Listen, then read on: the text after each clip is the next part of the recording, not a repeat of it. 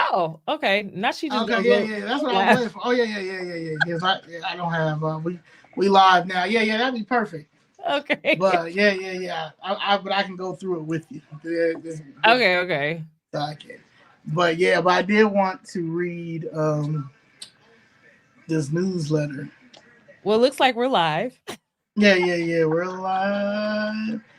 What's up? What's up? It's Famous Friday, and as you guys know, I have a small but mighty strong members of Chicago Foot Red, and Nicole Patrice is the person who is our editor for our newsletter.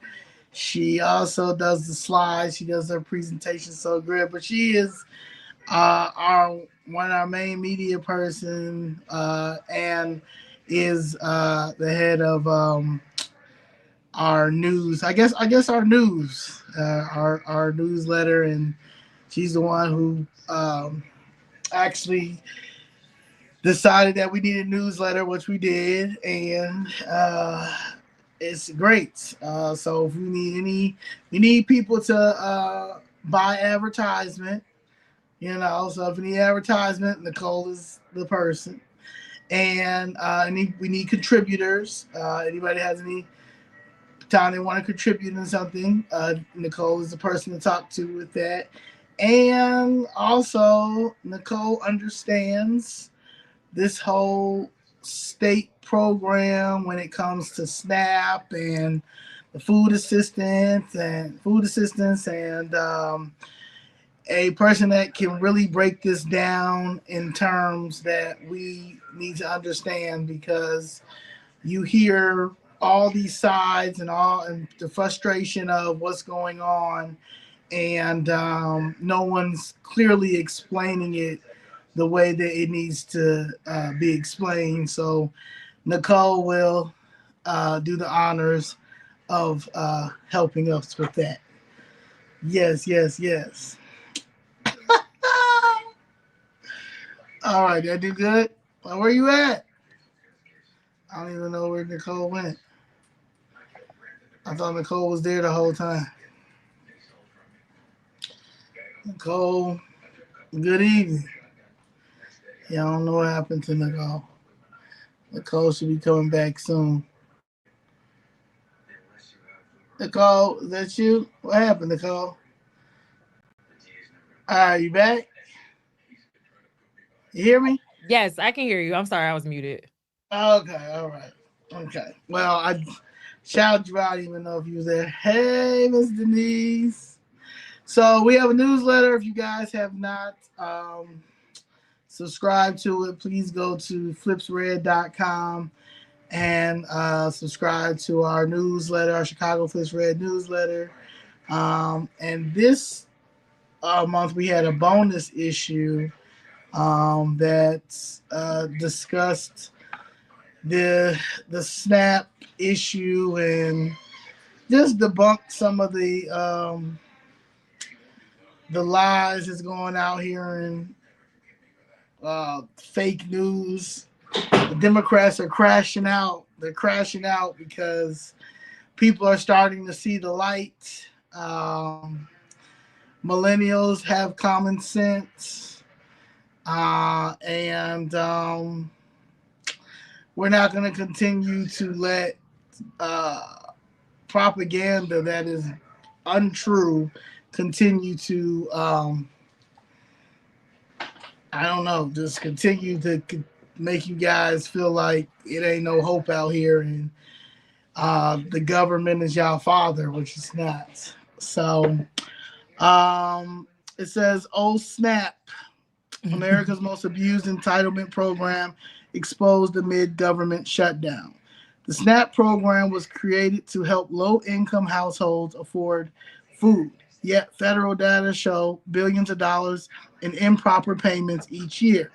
Cases of fraud, trafficking, or misreporting. Critics argue that program fosters dependency when long-standing work requirements for able-bodied adults without dependents go unenforced. Legal U.S. citizens, naturalized citizens, and many lawful permanent residents after 5 years or with qualifying status are eligible for SNAP. In Illinois, under Governor J.B. Pritzker, state funds have been allocated to a parallel program known as State Food, which will reportedly continue operating even during a federal shutdown. That means non-citizens who have applied as victims of torture, trafficking, and serious crimes, also known as VTTC, will still receive food assistance funded by taxpayers who may themselves be going without. Read more about that program here, and if you guys subscribe to the newsletter, you guys can click on the link. Both immigrant and native-born households exploit loopholes, such as claiming a spouse does not live in the home to avoid reporting income, while maintaining side businesses or unreported earnings. Illinois has also directed funds to food banks to soften disruptions, but one must ask, is it enough and for whom? Especially as taxpayers continue to finance state-funded health care, housing, and legal aid for illegal immigrants. Reports of SNAP recipients threatening looting or theft if benefits are delayed illustrate how entitlement culture, not self-sufficiency, has become embedded. Subsidies, though well-intentioned, inflate living costs for working families. For many near the poverty line, work feels punished and dependency rewarded, a cycle that raises urgent questions about verification, accountability, and the true social costs of welfare. Nicole Adams, you did that. I mean, it's people see it now. I mean, I don't think you could have got a clearer picture in the last, it ain't even been 7 days a week. Yeah. That it actually, but yeah. So who's shutting it down? What's going on with the government? What can you talk to us? Can you freestyle a little bit about what is actually going on? Is Trump the problem? Is Congress the problem? Is it both? What's up with it? So we're gonna get into it a little bit more through the slideshow presentation. Okay. Because I kind of want people to decide for themselves who's to blame, because at the end of the day, we're not thinking clearly on so many levels. But from my perspective, I definitely think that it's all politics and people are paying the price. People are paying the price. Taxpayers are paying the price. Definitely, I feel like the elderly, the disabled, the children, all the people who we should be caring for are always on the short end of the stick. And I don't care who is in charge and who's supposed to be doing what, it kind of always turns out that way because, typically they don't have a voice. And the able-bodied and the cool people and the smart people, they think they doing what they supposed to be doing, but typically they just looking out for themselves. Just looking out for us. Okay. Yeah. Okay. Well, I'm interested in SNAP. I'm interested in, so this is it right here, right?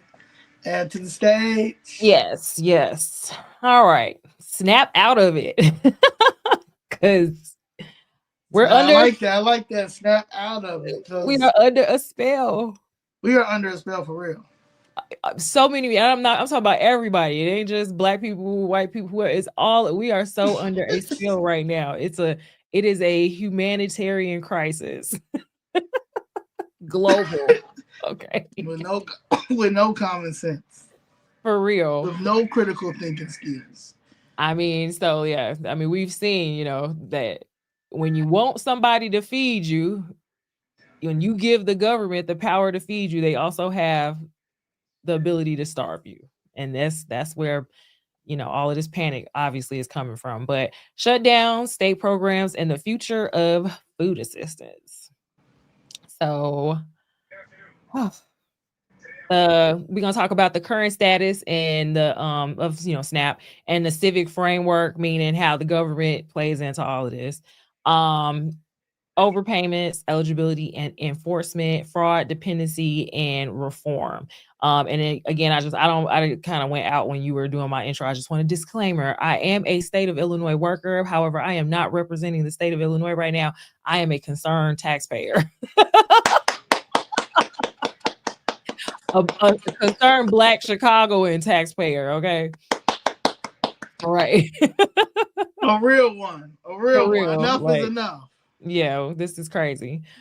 So current SNAP status for 2025. And now this map here shows the states that are suing the U.S. Department of Agriculture, who administers the SNAP program. The SNAP program is a federal program, and the USDA is who allocates those funds. The rules and regulations are made in Congress. So whenever you're getting mad at a caseworker, whenever you're getting mad at the local aid office, honestly, them people are so far removed from from where the decisions happen. They happen with your Congress people.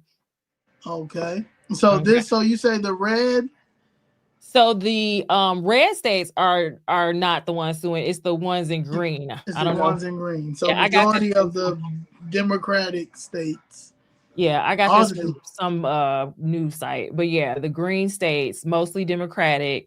I think 21 out of the 22 are Democratic, refused to send over their data because, of course, they wanted to do a Doge, USDA wanted to do a Doge audit of the SNAP funds because they saw during Biden's administration that, everything had just gone up significantly as far as SNAP expenditures. And so they were like, we need to see these rolls. And of course they played you're infringing on people's privacy. You're violating, all these rules and regulations. First of all, there is no privacy when you apply for public benefits. Have you ever filled out an application or done an interview for public benefits? There's no privacy. Right. If the USDA, who themselves allocate the funds, cannot look at what you've already looked at and put into a system to allocate funds, then who else can? And how are they supposed to know how much funds to disperse if they don't have your information? And wouldn't you want to solve the problem if you're having fraud and you're going to pay for these errors? Because that's one thing people are mad at Trump about is that, you got to now pay for the errors. We'll get into that later. But yeah, if you're mad about having to pay for these errors as a state, wouldn't you want the help to figure out where you're going wrong so you don't have to pay as much? Exactly. Just as a taxpayer in this modern day and age. Of course, unless you got something to hide, right? Unless you got something to hide. So 42 million Americans are currently receiving SNAP. In Illinois, over 2 million individuals rely on SNAP. The federal shutdown threatens timely distribution of funds. And Illinois joined the coalition of states suing to maintain the benefit flow, which, like we said, with those states in green. So Illinois, Wisconsin, Michigan, Minnesota, Virginia. No, did I say Virginia on that? No, not Virginia. I can't see. North Carolina, Kentucky, so several states were like, no. Kansas State. Right. Mexico, Arizona. Yep. California, of course. Michigan. Right. New York. Move down it. Oh gosh, don't get me started. So let me see. I got a link here. I'm trying to remember what it was. So it's just a link here. I don't know if you want to show this real quick.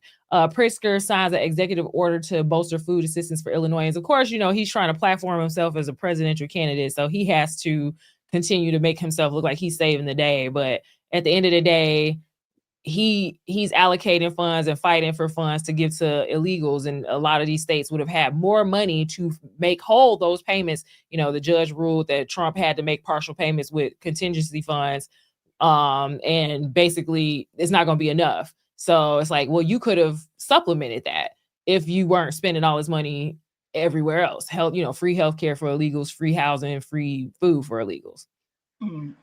But yeah, so he gave money to food banks here is what this through some executive order, which, that's That's great, but also, you were so lucky at gambling and poker, you can't throw a little bit of that in there too. Go gamble some I more for the mean, cause. yeah. For all the money you making off of family court, at least feed the kids. Right. Right. Oh gosh. And then let's see, there was another link. Oh, so this is like the propaganda that they keep spewing. I mean, I have never, hold on, so let me show this one. Share this tab. Yep. So I have never in my life, as a caseworker, as someone just looking at public notices and just in general, I mean, anybody, it's you see it now, everybody sees it now, where like you have government agencies clearly attacking the president personally in every single legal document, in every single press release, and every single piece of information they get to the public. And it's like, at what point is this not inciting, chaos and violence and everything else against, certain people or a certain demographic, right? So here, first thing, second sentence, they couldn't even wait. Second sentence starts with the Trump administration. They gotta say Trump. They gotta say Trump. They can't say congressional action whatever executive order. It's got to be Trump. Trump. As long as you say Trump, everything else is believable. Nah, it's sick. So yeah, they just updated this too, because it was obviously this just happened on the 6th. So this link I actually posted in here maybe like 4 or 5 days ago to put in the slide, and they updated it. So they changed what the link tied to. So that's also very shady. Yeah, shady, like for real, like, because like you should have a separate link for what you're saying, or add it, say this has been edited since this date, not just overwrite it and pretend I didn't read what I saw the last time on there. But anyway, but it was basically them crying and humming and hawing. Same thing, same tone. Trump's fault. Y'all not getting no stamps. Sorry. Right. Y'all not getting no stamps. He's attacking good, upstanding citizens. It's like, all right. So the Trump administration has already filed an appeal. We await further guidance. And then Illinois stands ready to issue full benefit payments. Standing ready as if you have the money is hilarious. You just said you waiting to figure out this whole process, but you standing ready. Okay, fine. They sent out like because you have money, bro. You have money. You spend it on what you want to spend it on. Okay. In the meantime, Trump significantly reduced SNAP benefits. And then they basically are telling people that they're getting partial payments. So they sent out text messages to people too, saying that they're gonna get, like, if we're supposed to get them on like the 1st, you're gonna get them on the 7th, and like a cascade of days. But then even like you may not even get them at all, depending on, they're not even sure. So it's like kind of jumping the gun a little bit, I feel like. But I guess as long as you got hope. As long as you got hope. Keep hope alive, Jesse Jackson. Right. One thing I wanted to point out, because it's so many rumors that be going around, and I saw people saying that, like this was even as early as like mid to late October. They were like, "Oh, if you don't spend the money on your link card, it's all gonna be deleted, and they taking the machines out of the stores, and you can't even use stamp nowhere no more." And I'm like, that's crazy. When they put benefits on your card, you have a year from the date of deposit to use those benefits. You can lose that card, get another card, then benefits should still be available. Thank you. You do not need to use your whole SNAP allotment for the month in the same month. Like, yeah, like you can. Oh, sorry. This is the person who is head of IDHS. This is your boss. Whose boss is this? I cannot confirm or deny who this individual is. Okay. I'm sorry, guys. Okay, put it back on there. I can't. I got it. I didn't know. I thought it was gonna be for later, but I didn't know that.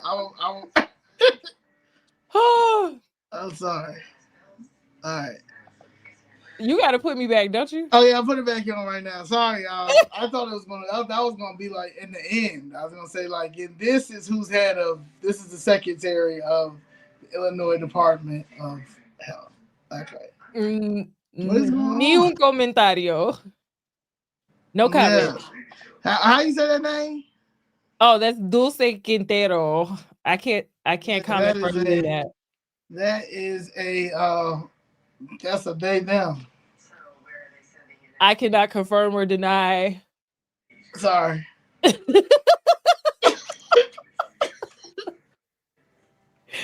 Oh gosh. So yeah, basically you still got the SNAP on your card if you got it and you don't have to use it for a year. That's why I don't understand why people get like expedited or they get benefits early and they are mad like in like 2-3 days. Like, I don't have no more. It's like you didn't have to spend it all. Like it's still gonna be there.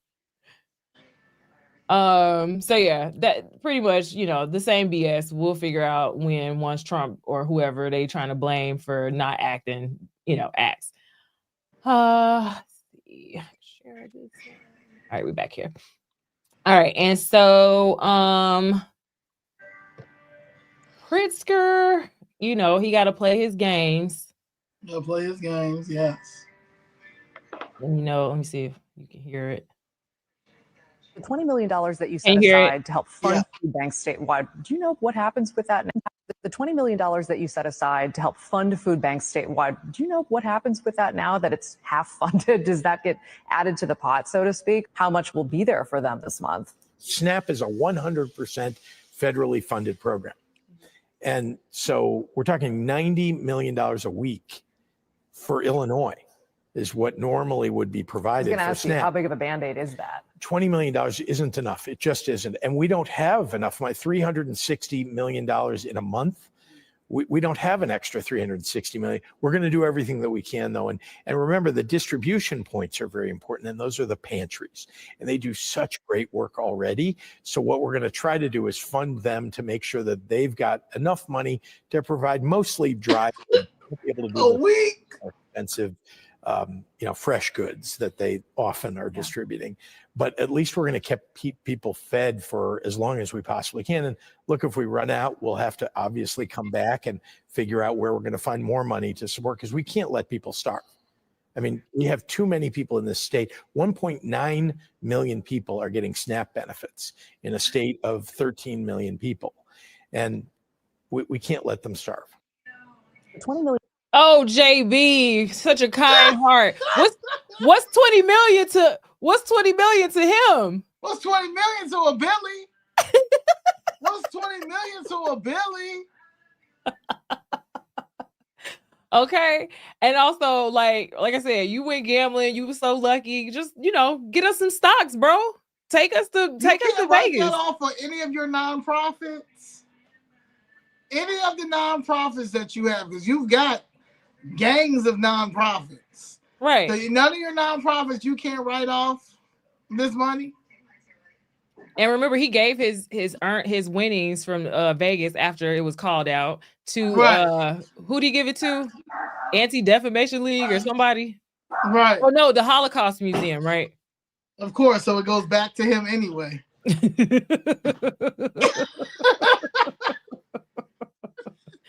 Crazy work. Yeah, I'm just like, and so one of the other things I want to say too is most people who know about the food banks know that, like he said, they usually have higher quality food. I volunteered at some food banks, and I'm like, when there be stuff left over, I'll be like, dang, can I get some of that? Because it's like they really be, some of them really get nice stuff. Some people like turn their nose up at like, I don't want the food bank. Traditionally, the food banks were hidden. Right.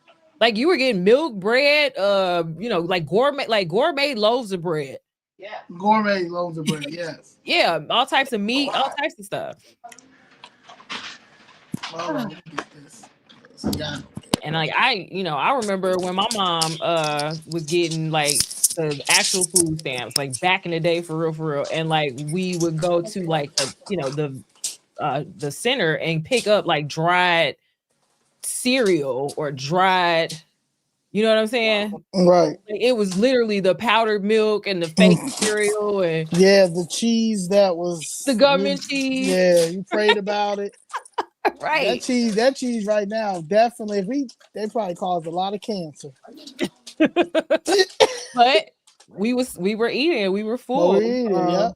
I mean, these people out here voluntarily, you could go buy organic, whatever you want with your link card now, hot meals, cold meals, whatever. Crab legs. Crab legs, right? Surf.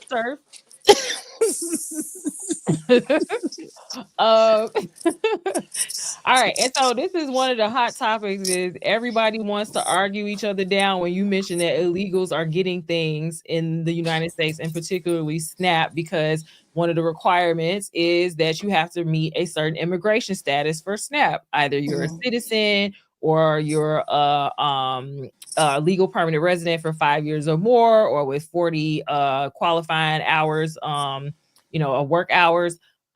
Quarters of work. You are a certain refugees, admitted during certain periods or from certain countries are also eligible for the federal SNAP benefits. But because of this migrant influx, and them trying to bridge the humanitarian gap, thanks to Greg Abbott. That was the story, right? Thanks to Greg Abbott, he went straight to Venezuela and was like, "Come on, y'all." He programmed the CBP-1 app and was like, "Come on, y'all." Shout out to Greg Abbott. Let me tell you something. I would give Greg Abbott a Nobel Peace Prize. He handled that illegal immigration invasion perfect. He was rocking Joe Biden to sleep every night. He was not playing. So shout out to him and them YouTubers. It was all his fault. Yeah, it was all his fault. To this day, our mayor, to this day, he brings him up once a week. That is one powerful governor. One powerful governor. They tried to sue him. That got shot down, right? Yeah, they got Wonder why. But when they tried to sue him, that is when mainstream media finally had to start, showing what that what that border was looking like. Yeah, because then you were out of lies. Like, that's a long journey. I don't think it started in Texas at all. Oh. So the primary purpose of both programs, the SNAP program, federal program, and then the Illinois State Food VTTC program, which was created as a parallel to SNAP for those who were not eligible for SNAP. And it kind of exploded under the last few years under, that Biden-Harris open border. Oh, the Biden-Harris administration. Yeah. You said the Biden-Harris administration. Yes. Okay. Just want to make sure you said that. This program has been available for years, but the law behind it has been on the books for years. But I have never seen it used to this degree until it was almost like, what the hell? Like, I didn't know so many what the hell? Traffic at one time. Who did that? Abbott. They tried suing him for it. You can't say it no more. So that's out. And so the state program basically allocated state funds because you can't use federal funds to fund people who are not federally legal for a SNAP because that's congressional law. I think you should say that one more time. You can't use federal SNAP funds to give to trafficking, torture, serious crime victims, or anybody who doesn't fall under the established citizenship requirements or residency requirements for SNAP, because all of that is based on congressional law, which ain't changed in years around that, like decades. So you had this program that's been sitting there, and I guess somebody said, hey, if we tell them all to say they've been victims of crime, they all qualify.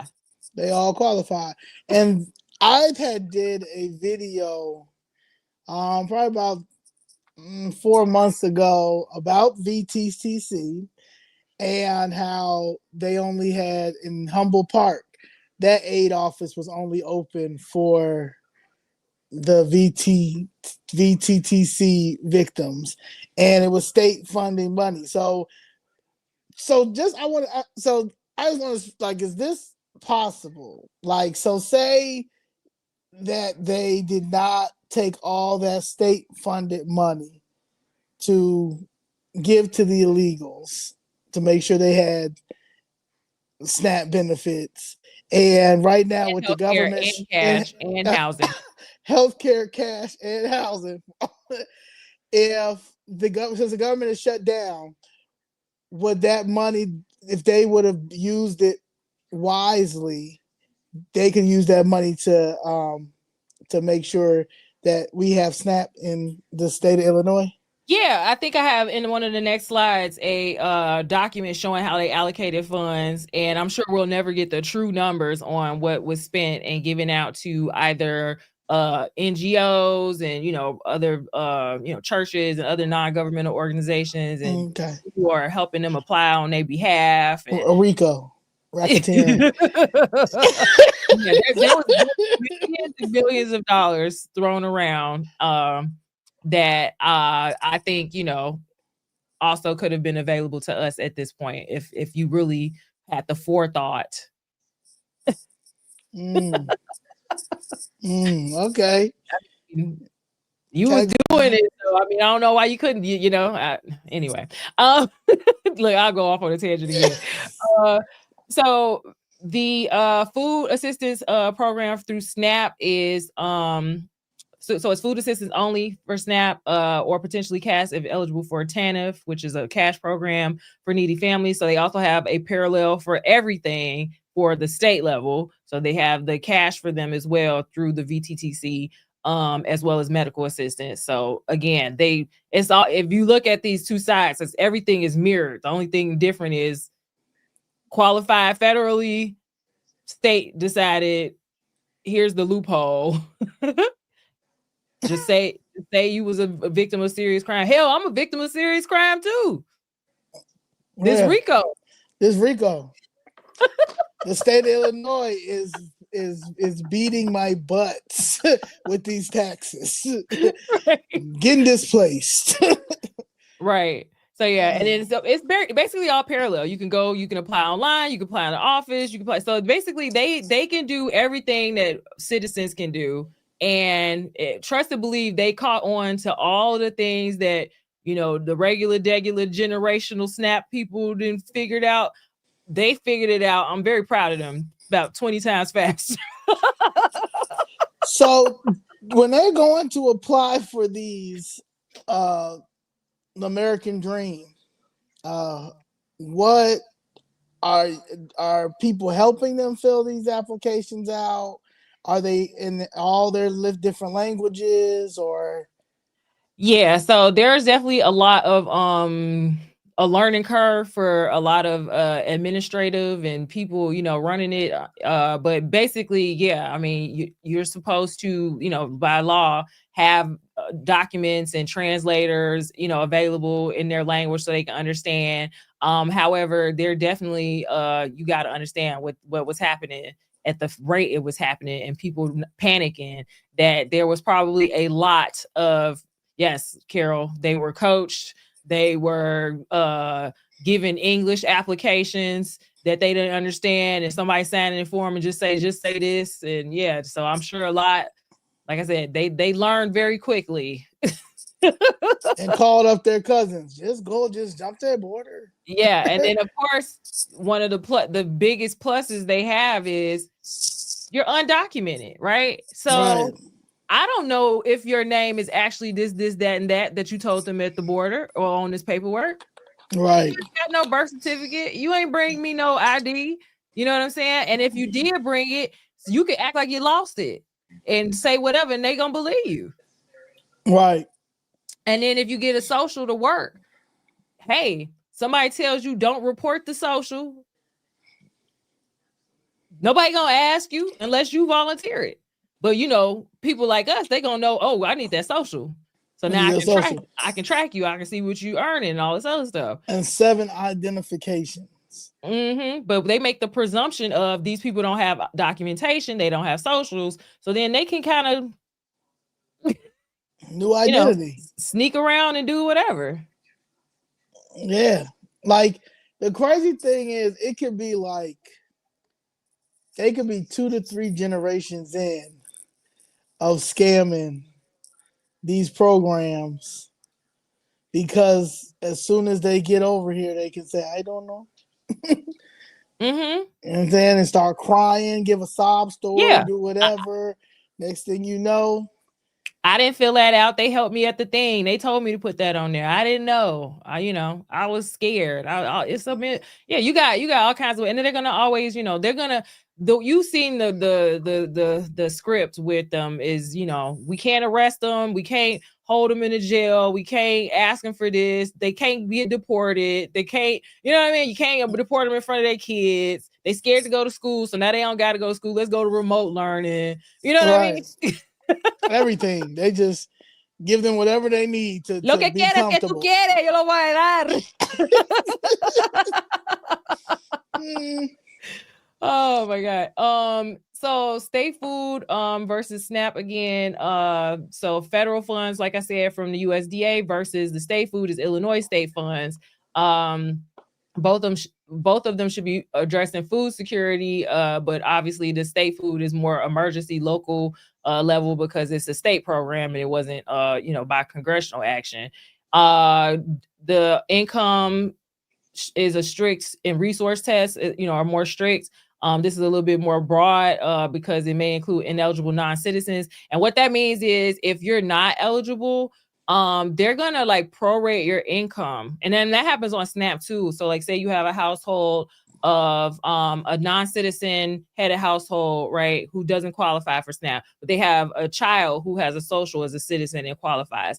Those people that are non-citizens in the household that are required to be with that child in the unit, because that's the parents, their income is going to get, so say you make $1,000, they're going to give you a 3/4 income deduction. Or I'm sorry, 1/3 income. So they're going to prorate everything. So as a household of 3, they're only going to count 1/3 of your income for the child. They're going to, so it's everything's cut into thirds based on, or the household size is prorated. Dang. Okay. Yep. Wow. And so, and sometimes that'll happen in these state food households. So this is the Public Act. I'm not going to go through it because of course it's lengthy, but I just want to show you this side. We're not making this up. This is where the law comes from, and it's old, but they definitely found, how to maximize it with what was happening with the border crisis. So this is referred to as the Survivor Support and Trafficking Prevention Act. And then it just kind of goes into requirements of citizenship. I think it's further down the VTTC. Persons legally residing who were members of these tribes, American Indians born in Canada under this section. So like there's a lot.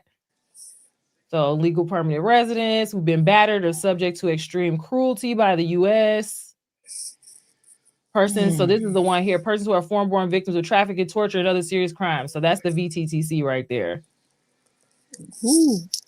And then so you told us to check. I said, Tila says, "Hey Zoe and Nicole, check out the Center for Immigration Studies article. Nearly half of non-citizen households with young children use food welfare programs." I don't know if I included that in this presentation, but it's in the newsletter. I want to say it's one of those graphs I used. Okay. Yep. But it's they learn quickly how to keep their money under the table if they do work and keep qualifying. So it's everybody getting they piece of that pie. Yeah, like this guy said, look into the Center on Budget and Policy Priorities nonprofit who advocates for SNAP and food assistance and affordable health care. Their financials are public. While we have a shutdown, their financials for 2023 show they made $32 million tax-free. The president made $337,000 for the year with 10 other board members, over $250K. These nonprofits should be taxed, and that money can help fund SNAP and healthcare. The CBPP was founded by the man who has been the president for 40 years. 40 Yeah. years.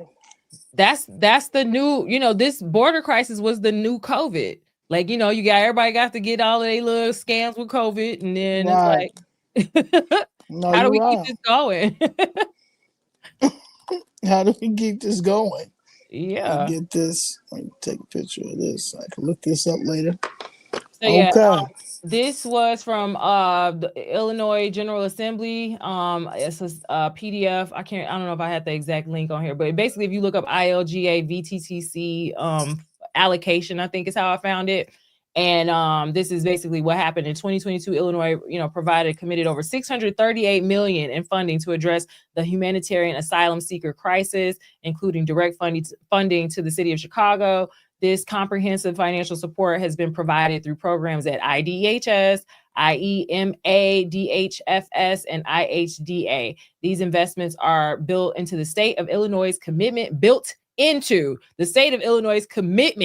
as a welcoming state for all immigrants and unhoused residents and unhoused residents. And unhoused residents. I hope y'all was listening to unhoused residents. You're supposed to get some of that $638 million. Including Illinois Welcoming Sitters, VTTC, medical, food, and cash assistance, which we just talked about, Immigrant Family Resource Program, New Americans Initiative. Thank you, Rahm Emanuel. Rahm Emanuel, count your days. And Home Illinois. Illinois' plan to prevent and end homelessness. But the tents keep popping up. They will never fix homelessness unless you start doing forensic audits and then arresting these people who have been taking all the homeless money. Yep. Still You Like podcast. It's gonna be on the channel, so you can do whatever you want with it. Oh yeah. It's out here. Yep.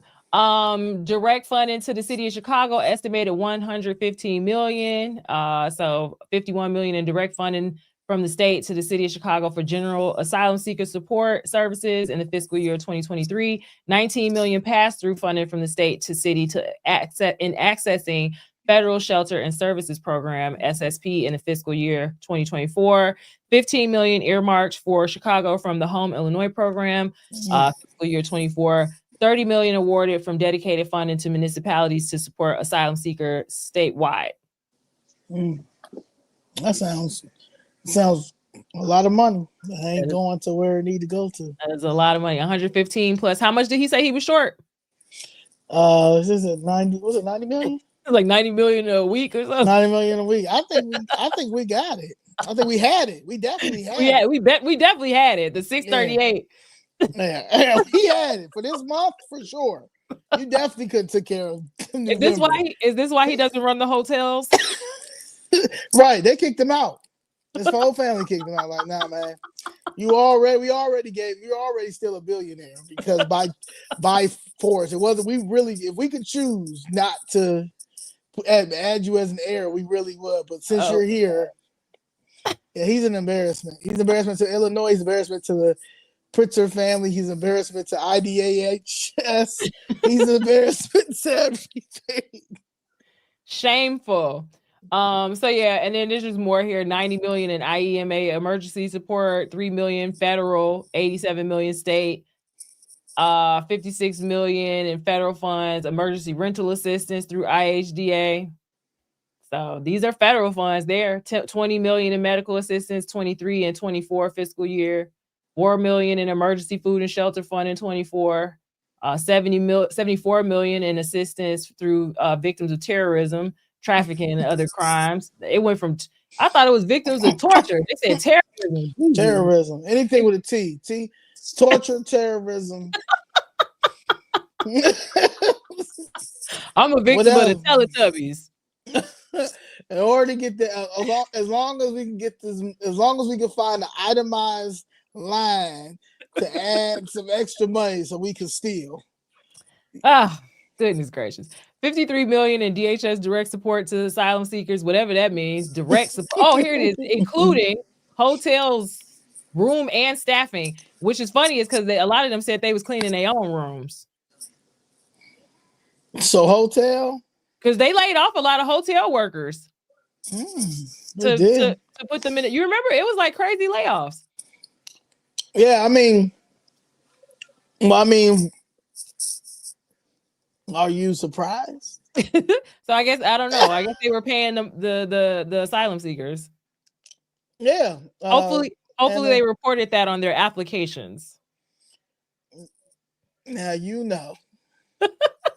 That's why our president is making sure that he don't send a dime to the state of Illinois. I don't care about no other state. He don't need to send another dime here.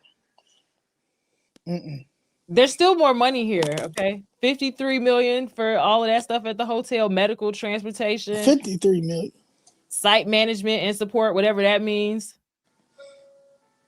$67 million in comprehensive state supported services for the asylum seekers in fiscal year 24. $15 million earmarked for Chicago. $10 million to stand up interim congregate housing facility on behalf. What was that? Was that them Brighton Park tents? Move out support. We need Catholic charities.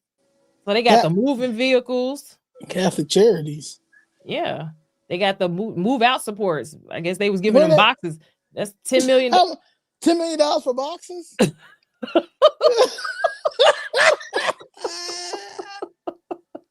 Oh my God. I don't know. Maybe they gave them the little totes. $10 million is wild for a move out. Because my thing is, they just came over here. So what are they moving? They got to keep them moving. Yeah, well, what did they come with? I thought they were seeking asylum. So the move out, if they're moving out, what? All the stuff they collected over time. Oh, okay. There's so many giveaways. Oh yeah, because this is Wheel of Fortune. No, remember they were taking up. They wanted, bring them sweaters, bring them shoes, bring them clothes. They were, but you see the guy who just got arrested. He was in his Louis Vuitton. Oh yeah, yeah. Oh, and they was stealing like crazy at Macy's. That's what the move out fee was. They put for all they polo. They was stealing. They was stealing a polo to the Floto. You already know though. Crazy. Legal services, but also they're still getting deported. Weird. Well, Eileen O'Burke, whatever her name is, the state's attorney, she just swore in like 20 new state's attorneys, because I remember going to the Cook County budget and she was requesting more money to hire more state's attorneys and public defenders to help defend illegal aliens. I can't blame them for seeing an opportunity. Yeah. We have more legal funds that go to people who have not put a dime into the system. But when it comes to us, we can't even use legal aid. Legal aid can't help you at all. The civil rights that are being violated by the state of Illinois, the city of Chicago, for just things like, knocking down people's buildings. You can't get no help. It would cost them too much to get involved. But this is easy. This is easy. It's too easy. Call me if ICE pulls up. I got you. Oh, violate Oh, they violated their civil rights. They threw a pepper ball. Well, what did they throw first? A hammer. It doesn't matter. Right. You can't arrest people while they're out living their lives.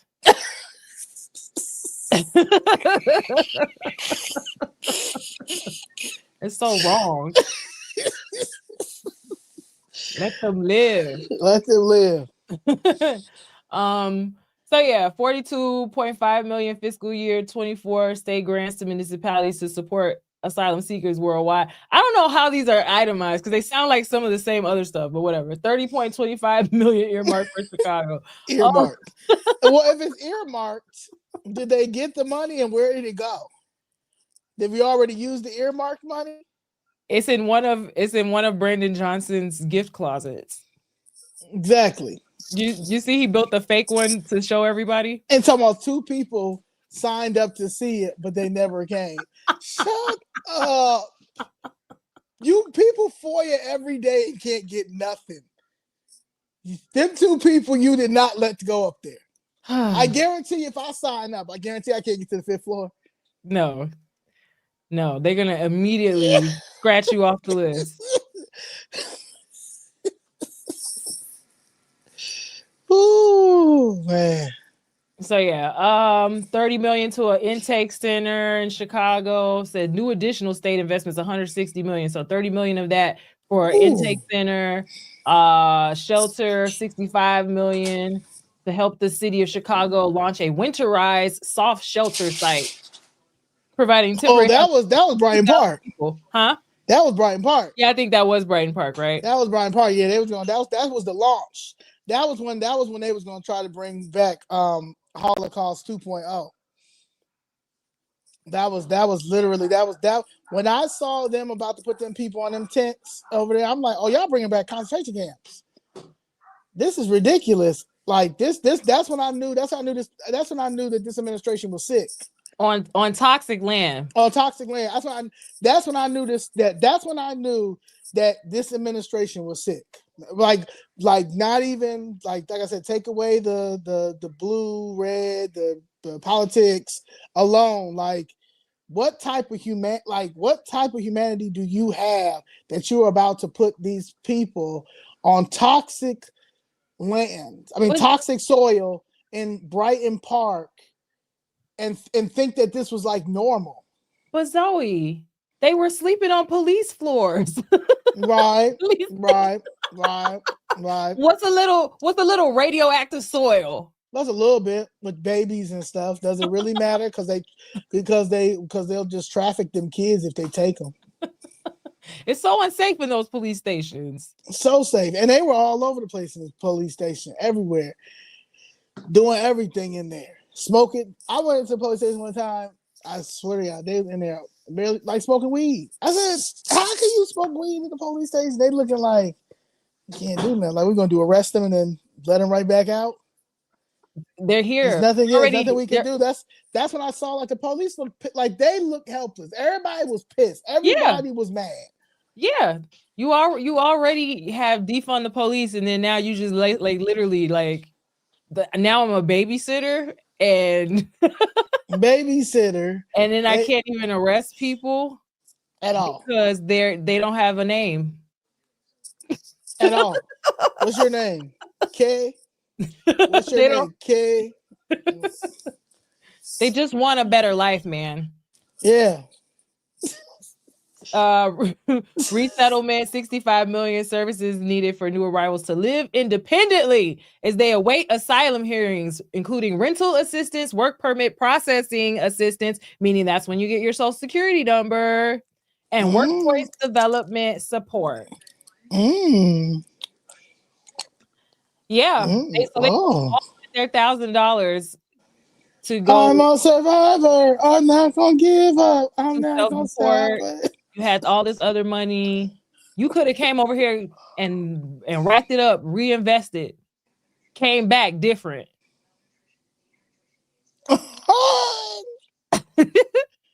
This is great. Like this is a scam for real. This is a scam, and we just supposed to just sit here and just take it, just deal with it. if this ain't abuse, if this is not psychological and abuse, like, oh man, this right here is why people may go Luigi. Zoe, if they do it to them, they can do it to all of us.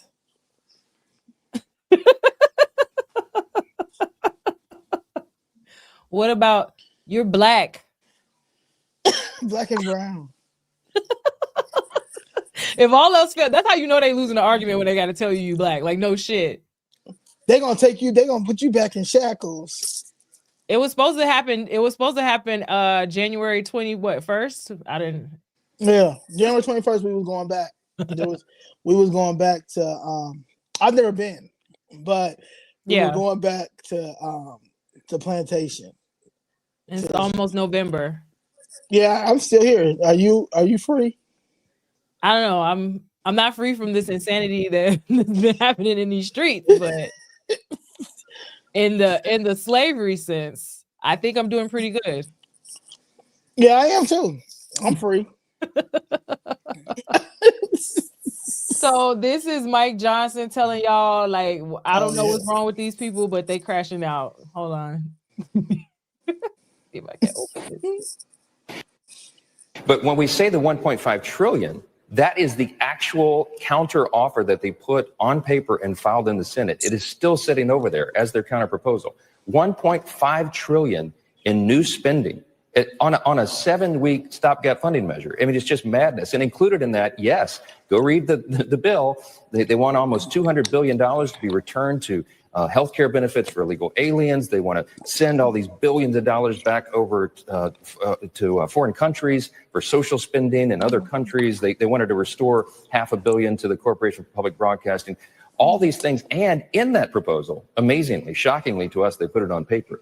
They want to repeal the $50 billion rural hospital fund that Republicans worked so hard to get signed into law July 4th. So it's just a mishmash of priorities and things that different Democrats are claiming. That illustrates the very point. This was never about one particular issue. They just wanted to show a fight. They wanted to look tough to the Marxist rise in their party.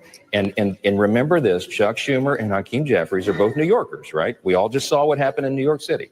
Mamdani is all the rage now, and the young communists are uprising, and that scares the old guard Democrats in Congress. And so they were afraid they'd get a challenge from a Mamdani disciple in their next election cycle. Mr. Speaker, that is what all this is about. So you've got people that want to argue, and they won't even go read the bill for themselves. And it's supposed to be a continuing resolution. You're not supposed to be asking all of this crazy stuff just to reopen the government. The point of the continuing resolution is so y'all can say, okay, fine, we can't agree on this. Obviously, we need more time to negotiate and come to some type of agreement. Wow. But in the meanwhile, millions of people are waiting on us to simply fund things that we know we're going to do. We know we need Social Security administration to run. We know we need who's the people who got to work the flight the air controllers, right? We know we need to fund housing and food stamps and everything else. We know we need to do this. These shouldn't be partisan issues, especially when you guys are the party of the people who brought all these people over here, right? So you got to take care of your people, because you're not taking care of us. But I mean, like he said, with this whole Mamdani thing, like clearly they're either under duress or they're suicidal. Like, I don't think we can say that word, but yeah, they want to unalive their own party. Right, because that backfired. See, they thought the other day, when was it Tuesday, they thought like that was like going to be like that was like an upset. Like it wasn't an upset, because it's like we knew it was sad to watch, but we knew, but we also know, like I was telling somebody the other day, like, well, I know in Chicago for this red, I know I'm gonna get my seats that I'm going for. I know I'm gonna get my seats, so I'm not really. I wasn't there, so good luck for New York City with the socialism and this man lying and promising all them things that he won't be able to do. Look at this. Look at the shutdown. Right. He's still asking for donations now. He's like, I told y'all stop sending me donations, but actually, I need y'all to do that again. Yeah, it backfired. Exactly. Carol Reyes just said it. Yeah, it backfired. Yep. All right, and then this is Hakeem Jeffries lying. Oh if yeah, it's not a clean CR, then what is dirty about this bill? What are the poison pills that you're referencing here? I've repeatedly made clear, I don't know why this is so difficult for people to process on the other side of the aisle, that the bipartisan spending agreement that was reached in December of 2024 is an agreement that should have laid the foundation for any continuing resolution. The March partisan Republican spending bill was strongly opposed by Democrats in March. Why would anyone believe that if they bring the same partisan Republican spending bill to the floor in September, we would view it as anything other than a toxic effort to continue to drive their right-wing policies down the throats of the American people? Because we opposed the bill in March because it hurt veterans, hurt seniors, hurt families, hurt nutritional assistance, and hurt healthcare. Mr. Leader, the Senate voted 3 times this week to repeal the Canada tariffs, the Brazil tariffs, the Liberation Day tariffs, but unlikely to see a vote in the House because Republicans changed the rules. What's your reaction to the bipartisan vote on the tariffs 3 times this week, but the fact that they're unlikely to receive a vote in the House? Well, the Senate has done the right thing in terms of rolling back these unlawful tariffs that Donald Trump has imposed, because these tariffs are making life more expensive for the American people. One of the reasons why we're not going to vote in the House is because the House has been on vacation for 5 consecutive weeks. They are unwilling to do their jobs. They're running scared. They're on vacation, apparently not just throughout America, but across the world, including in Europe and in Russia. The other reason why we know House Republicans are not going to take any floor action as it relates to the tariffs is because House Republicans don't work for the American people. They work for their puppet master, Donald Trump. Thanks, everyone. Just to be clear. How many times he rehearsed that in the mirror? Donald Trump. And it's the Obama hand motions for me. He's pathetic. Sad. He's pathetic. Chuck Schumer is pathetic. But them two together, pathetic and pathetic. It's sad. It's sad to watch. It's really sad to watch because it's like y'all can't really listen to both of these cons and really think that, especially Chuck Schumer. Like, this is the man who was a champion for the 3 strikes law during the 94 crime bill. Chuck Schumer. Now we trust him. No. Ooh, all right. Who's next? This is funny. Just because, stunning admission just occurred on the Senate floor. Senator Peter Welch, Democrat, on Obamacare. We did fail to bring down the cost of healthcare. So it's like, yeah, basically y'all asking Trump to fix healthcare, but y'all did this. I owe you an answer on why it is I'm standing here today asking to extend something that was temporary. And here's the reason. We did fail to bring down the cost of healthcare. I mean, anybody who's been on Obamacare, like ACA, knows it's not cheap. Like, some people I'm sure are like debating, like, you know what, let me just go back to my employer's insurance or whatever. Just wait until I have to go to the ER and figure it out. Because Obamacare is not cheap. It's not. What part people don't understand when it comes to that? Is it because they just want to get Obamacare because they think Obamacare is cheaper than affordable care, even though it's the same thing? It's the same thing. And then it's like, okay, if it was a socialist experiment, that was supposed to, be kind of like the Medicare for all, like, right, like preview. Right. these insurance companies, the doctors, whoever medical providers, they were able to make a ton of money instantly because you basically forced everybody to pick providers. Even through Medicaid, you have to now pick a provider, and those providers are now allocating those funds. And so they get to see all the money coming through, raise whatever prices they want to raise. Like the inflation went crazy. Did you when Obamacare first like came out and stuff?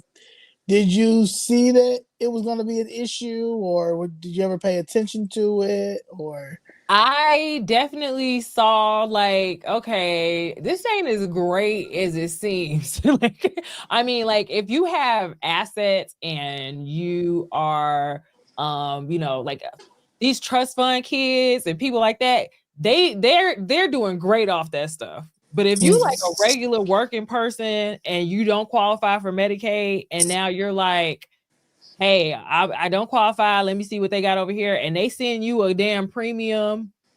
And then on top of that, the co-pays and then you're getting denied certain things still. Like it's to me, it's just not, I don't see where the benefit was. It's not, it didn't help as many people as they like to try to tout it, but it definitely made a lot of good loopholes for, like I said, them trust fund kids. If you got a ton of assets because it doesn't count certain assets, you're good. You like, oh, I got this medical, I just pay a little bit out of my little $1 million I got hidden over here. Was it good healthcare? I mean, I guess it depends on where you are in your network and who accepts what. But it basically, I just feel like it's just a platinum Medicaid card that you pay for. And then on top of that, like I said, the cost of everything went up. Like, whenever you government subsidies, like, so I think it may be in the slide too, but somebody talked about it. Like, the fact that food prices go up because of the SNAP. Because people are, there's no value in it anymore. It's like, I'm getting a ton of free money from whoever, like, because you're not thinking about it as taxpayer dollars and how it's raising everything up for everybody else. You, as the person who's receiving it and spending, you gonna spend whatever on whatever items. And then these stores are like, well, hell, they don't care. I'm gonna keep raising the prices up. And so now me and you, whoever working and can't qualify for it, you paying more. It's the same concept with the medical. It's like anytime you subsidize, or with the housing, just like with the migrants, they were giving a lot of them housing in like east side, south side, where I stay at, and I'm seeing like people rent going through the roof. They actually got a rent strike in I think up there near Evanston, up north. Bunch of immigrants. Yeah, saying our rent is too high. We not paying this shit. But it's like, because everybody was getting millions of dollars. Right. Up front. You get 6 months of your rent pay. You say, hey, well, they like, well, we trying to help them. We got this fund, they in need. Okay, well, I house them in this unit that I couldn't rent out for a couple months anyway. Right. And then they don't care about what conditions it's in, because you told them, hell, is take what I'm giving you. Right. Because what you come fleeing from, it couldn't be worse than this. And then you're getting 6 months to a year of $1,400 a month rent, when the rent used to be $1,900. Right. And then you could just keep going up. Ain't no damn limitations on how many times they could just up the rent. Yeah, it's monopoly. Like, and that's honestly, President Trump talked about it today. That he's going to start working on the monopolies with this artificial meat that's going with the foreigners, that's mixing it with the real meat, that's really making healthcare go up too, because we eating stuff that is not things we're supposed to be eating, but because we are attacked by the foreigners, and foreign countries are running, I'll say the Democratic Party done sold us out to these foreign countries who, honestly, I feel like are anti-American. They don't care. They don't care about America. They feel that we're dumb. You understand? And we have dumb politicians, which we do. We have the politicians, the established politicians that are in office right now, the Hakeem Jeffries, the Schumers, Nancy Pelosi, she's finally retiring after 400 years. Like, it's like they have literally messed up politics due to greed. They forgot that they were servants, or supposed to be servants for us. They're supposed to be activists. They're activists. They're supposed to advocate for us. They're supposed to advocate for the constituents. They're supposed to advocate for their states, their districts, and they have literally been sold to big pharma, to the stock exchange, to anything but us, with our dollars, with our tax dollars. Yep. Yeah. I was just looking at We Got You Granny was saying too that the dental sucks. Oh yeah. The prices are terrible. Yeah. So yeah, I mean, yeah, it's all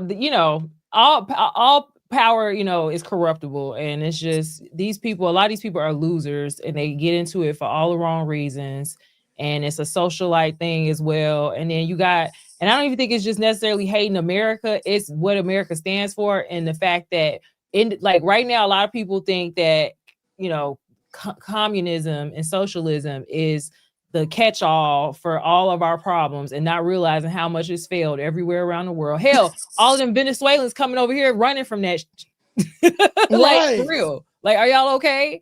And it's like, no, like, I was like so lost. Like, are you not seeing this?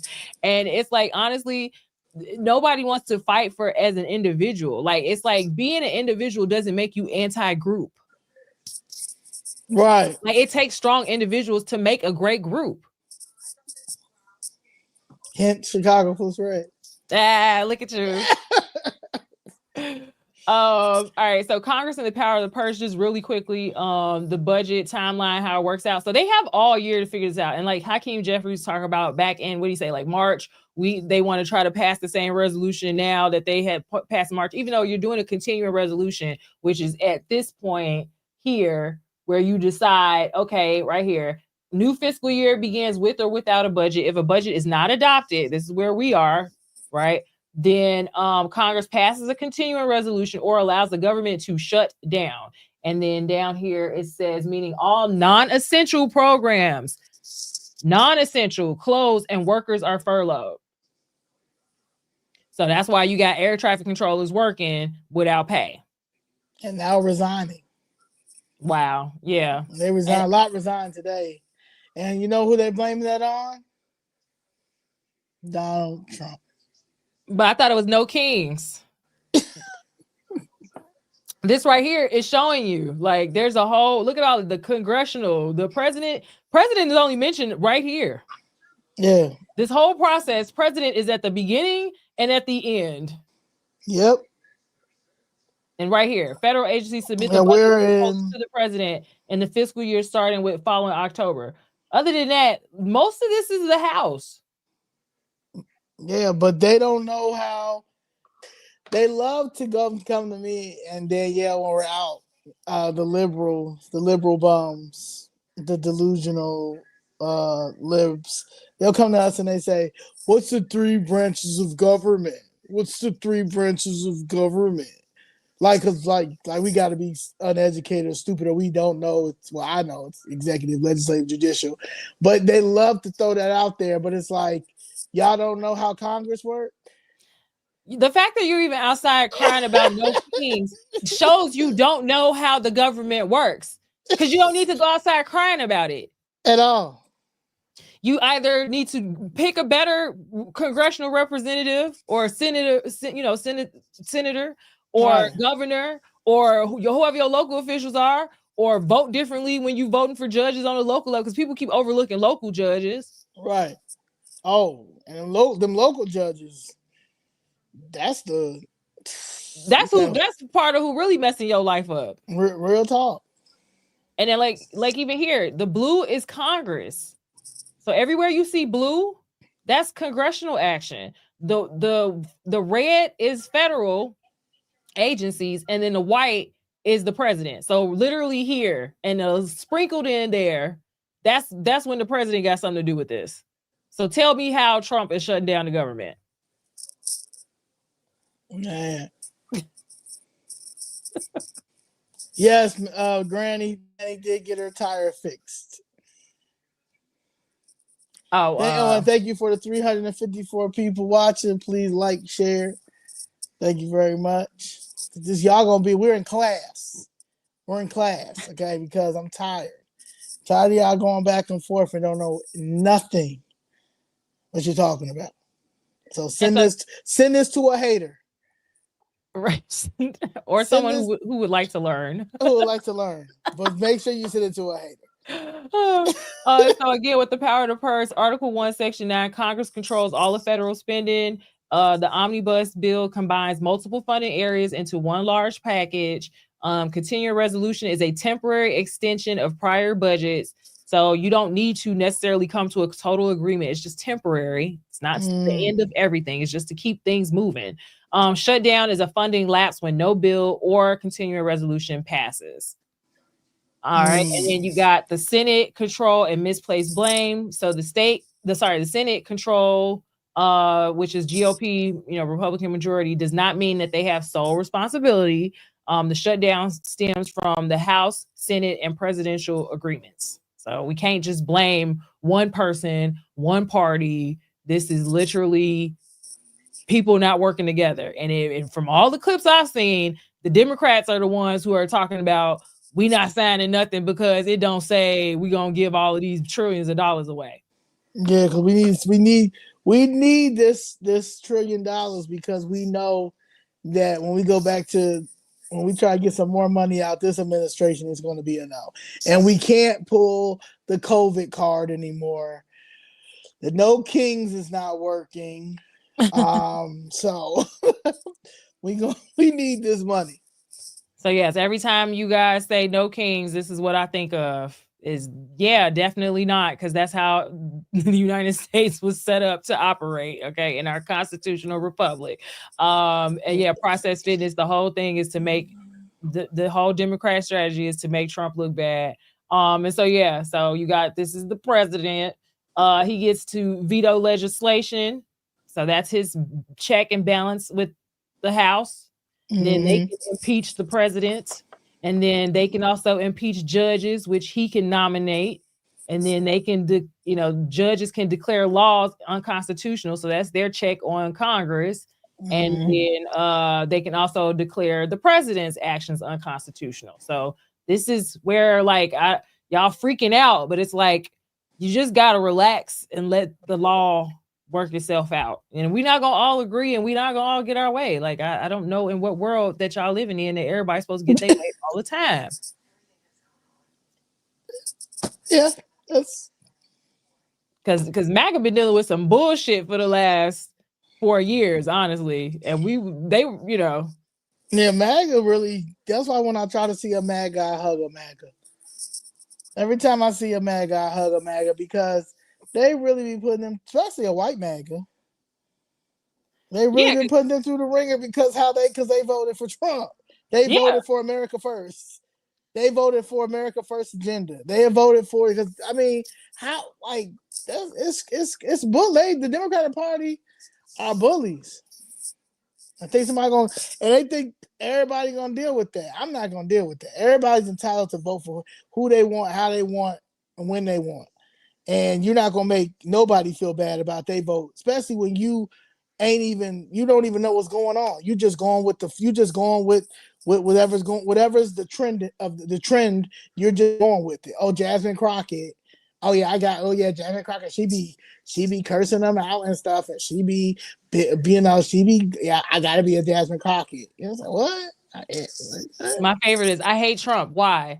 Because he's just racist. What did he do that was racist? You just know he just take care of his white billionaire friends. Don't everybody do that?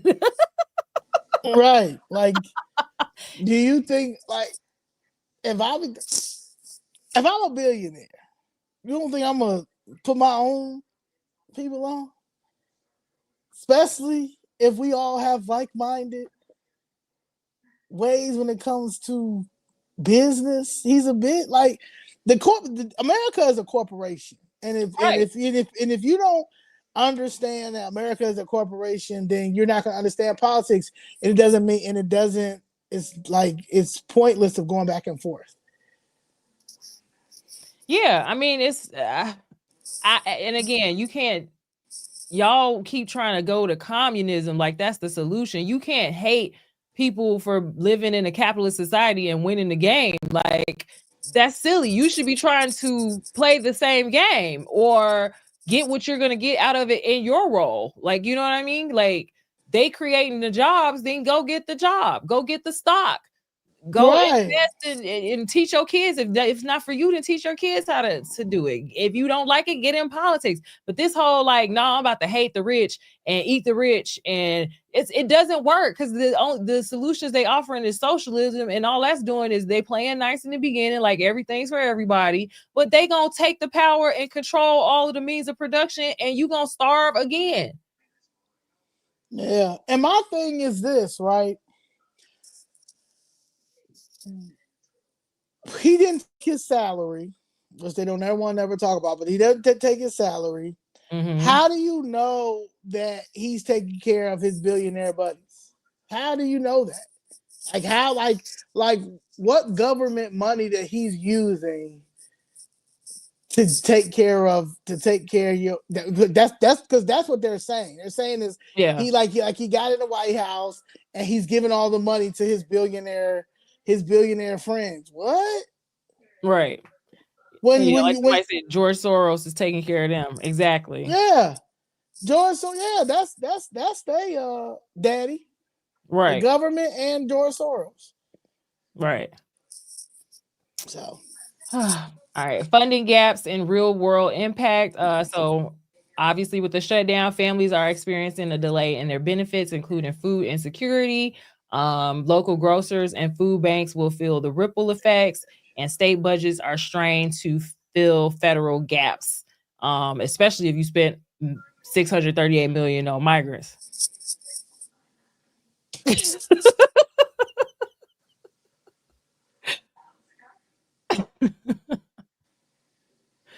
Okay. The Democrats, they literally, I feel like, sold $1 trillion since COVID, the illegal immigration scam, Obamacare, healthcare. They've been laundering money through healthcare for a very long time, and it's finally really coming out. That's why they can't stand Trump. They can't stand Trump because Trump is revealing everything. He's showing everything. Today, finally, Chuck Schumer had to say, "Well, okay, we'll open up the government only if you give us 1 year extension of Obamacare." What? No. Yeah, it's like y'all keep admitting, y'all saying the loud part quiet, but y'all keep admitting that y'all are the problem. Money laundering and child sex trafficking. It's bad. They making it's big business. It's a democratic way. Yeah. Yeah, I definitely voted for Trump for all the reasons that y'all hate him. Me too. People tell me like, I just can't believe you voted for Trump. I just can't believe you voted for Kamala. Thank God she lost. Right. Imagine if Kamala was in office right now. Yeah. I would say definitely Walking Dead vibes. Ooh, Walking Dead vibes.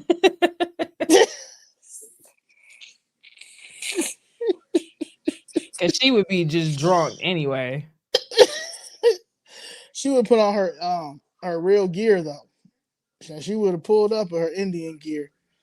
He's so silly. It would have been pink and green. But she would have had her Indian gear on. And here we hear people, oh, see, look at my Hindu president. She got her pink and green, her AKAs, her pink and green on. She would have had Bollywood versus Bollywood versus Tubi versus battles. Ooh. She would have had all types of concerts at the White House. We wouldn't have been doing nothing. Nothing. Ooh, thank God. Oh God. Because God. Ooh, thank you. Thank you. Every day I thank the Lord. Yes. Ooh. Yes, queen. SNAP error rate in Illinois, I think is no. So the SNAP error rate needs to be under 6.2%. I believe that's the national error rate, like the standard. And then the improper payments include administrative errors, fraud, or trafficking. So like administrative errors is just, not calculating stuff right and giving somebody something they're not eligible for, or not giving them something they were eligible for, give them too much, too little, etc. Cost to taxpayers billions annually. And an example was 330 million annually lost to trafficking from past estimates. I hope I linked. It was I think I did. I think Christian Maxwell posted it. This store that got caught up. Oh yeah. I think I linked it in here, but if not, remind me to pull it up. Shout out to Christian. Yes. For the worker is worthy of his food. That's in the Bible. Matthew 10:10. Woo. I don't know why they keep using this Bible when they don't mean it. Because like if you understood, then you would know that if you can work, you should be working to eat, because that's the only way you're worthy. It say it right there. A man don't work, he don't eat. Unless you're an illegal alien. So this meme always gets me because this is so true. Two types of shoppers: the one with no job, with the cart filled up with all the unhealthy things. And then the person with the job who's just barely, you get your eggs, you get your bread, you get your cheese, you get your meat. Able-bodied. Because you ain't got time to sit around and eat, first of all, and you can't afford it. Like you gotta pick what's essential. I seen they were sending these boxes or something to this one lady. She's like, this is what they gave me at the food pantry for my month of food. What am I supposed to do with this? She had flour, eggs, canned fruits and vegetables, oats. Food. Like it was enough that she could have made something happen. Like you complaining, like if you don't have anything to feed your family, you're gonna be grateful for that. Flour. What am I doing with this flour? Oats. Oats. Oh hell. Yeah. It's like, yeah, y'all not understanding. Like between some, like I make some beans and some rice in a minute when that money started getting a little tight. Okay. We have an obese issue in America. We literally do. It gotta be the food. Oh, for sure. Like it gotta be the food. And the metabolisms it's getting weird. It's just, but so if it's time we do eat healthy. We really do, because we're honestly people, like even with myself, you know what I'm saying? Like I literally gotta watch how I eat or what I'm gonna eat or how this work, because you stressed, you drinking, sugar is in everything, diabetes is going, is running rampant. It's people that are getting all these types of weird cancers. Well, young people are dying.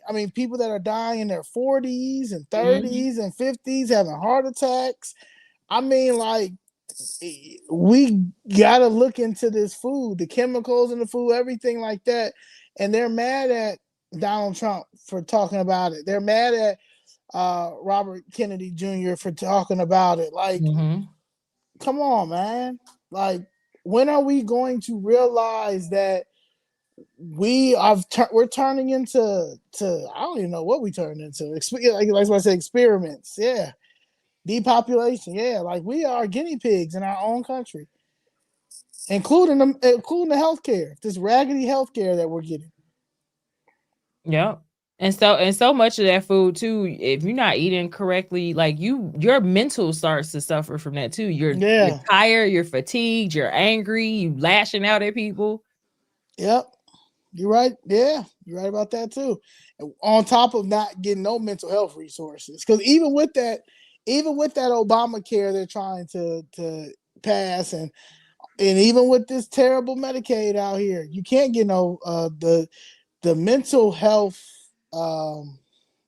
section of of trying to look for someone to take your insurance. Obamacare, Affordable Care, and regular Medicaid and stuff, they barely taking Blue Cross Blue Shield. Mm-hmm. Yeah. Like the healthcare system is broken. There's a lot of systems that are broken. So it's time really to revamp all of these systems. And that's another thing. Like, Trump is the reset. I don't care how you feel about him. Like, that was our reset. Humanity as a whole. That's our reset button. And like, people, I told somebody the other day, like, you can't shoot the messenger. I don't care what he looked like, what you think about him. Look at the fruits of what is given, whether he intends to or not. Right. Things are being looked at that we have been crying about for years to be looked into. Yep. How could you be mad at that? And the crazy thing is, Obama. Ugh, geez, so I keep saying old drama over here. It's so hilarious. Donald Trump has kids. He has a young grandkids. He's gonna have great grandkids. Like, he got kids. His kids is out here. And they got a lot of money. And then they can pay for their own health care. They can pay for their own surgery. They can pay for all that. But he sees it's a problem. His kids got friends. His friends got kids.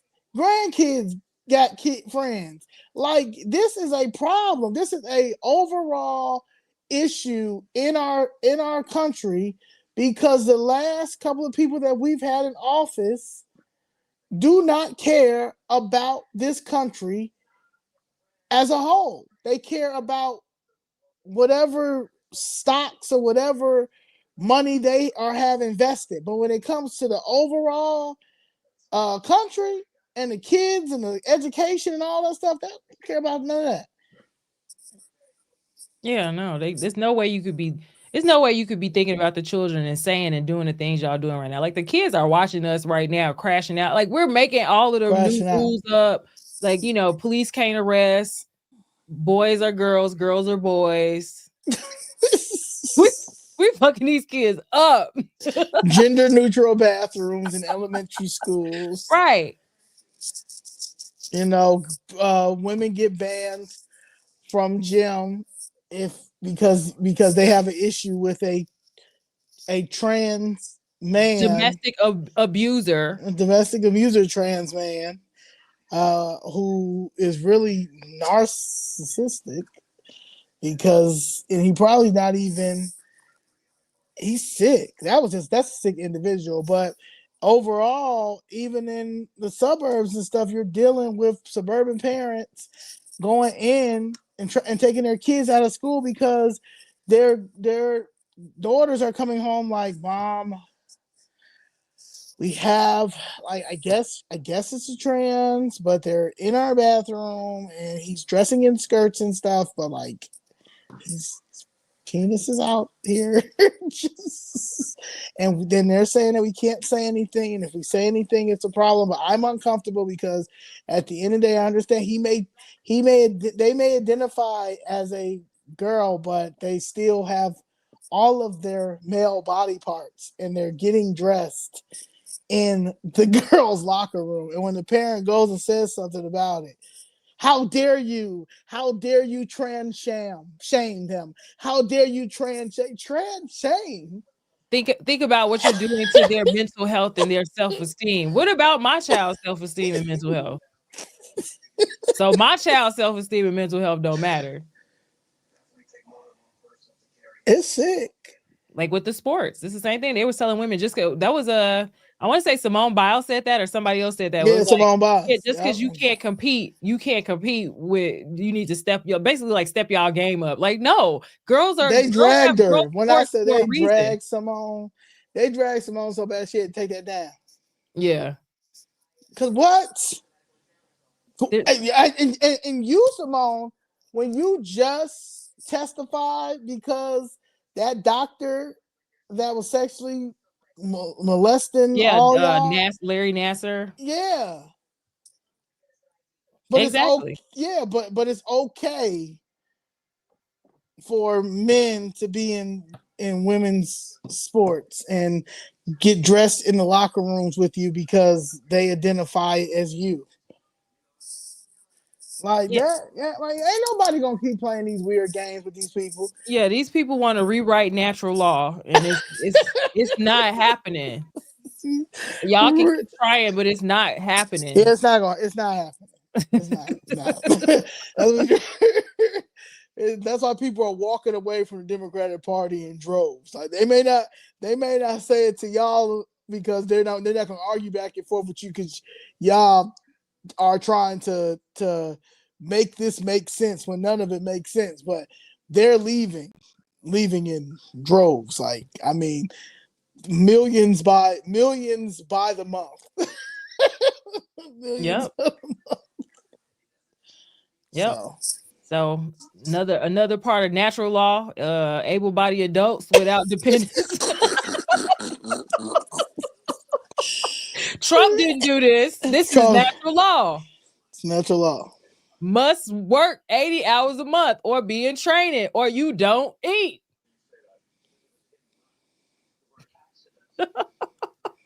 Exemptions for the elderly, disabled, parents of minors. Mm-hmm. They don't want to talk about that though. This has always been. This is like since the 90s or the 80s. Like this is not new policy. You've just been getting waivers that were granted to high unemployment areas like Illinois. Unemployment was high, and then you get all these migrants. I'm sure it's higher now. But Trump trying to get y'all job, your black job. Black job. Give you your any job, your Uber job that, Obama helped make, more prolific, right? All of them ride share companies went crazy under Obama once he took the restrictions off of them. And then now they came over here, now they all driving with a license that I don't know how they got. That's a whole nother. And they can't understand what you're saying. You can't understand what they saying, but thank you, nice day. Here's your takeout. And I mean, they be having little attitudes. I don't know. They've been pretty cool, but yeah, they be getting crazy in them stores. I know people who do rideshare and who do Uber, Lyft, Uber, Eats, and they be getting into it sometimes with them in them stores, picking up the food. Yeah, because they be rude. It's like, you don't speak English and you gonna be rude. No, me next. Or they just put the phone in the worker face, like, you read it. You'd be like, they be like pen. I'd be like 11, 12. Here, like, dang. Oh God. Somebody's asking for our. Do we have a mailbox? I'm giving it to them now. 8704 Bennett. Yeah, that's for the OGs. They say they don't trust the app stuff. So they send donations via checks. Okay. I know that's right. All right, and then Trump era enforcement, reinforcing the existing congressional rules. So, like I said, this stuff's been around. Just finally said, okay, let's, I'm getting y'all jobs back, so y'all should be able to go get them. Right.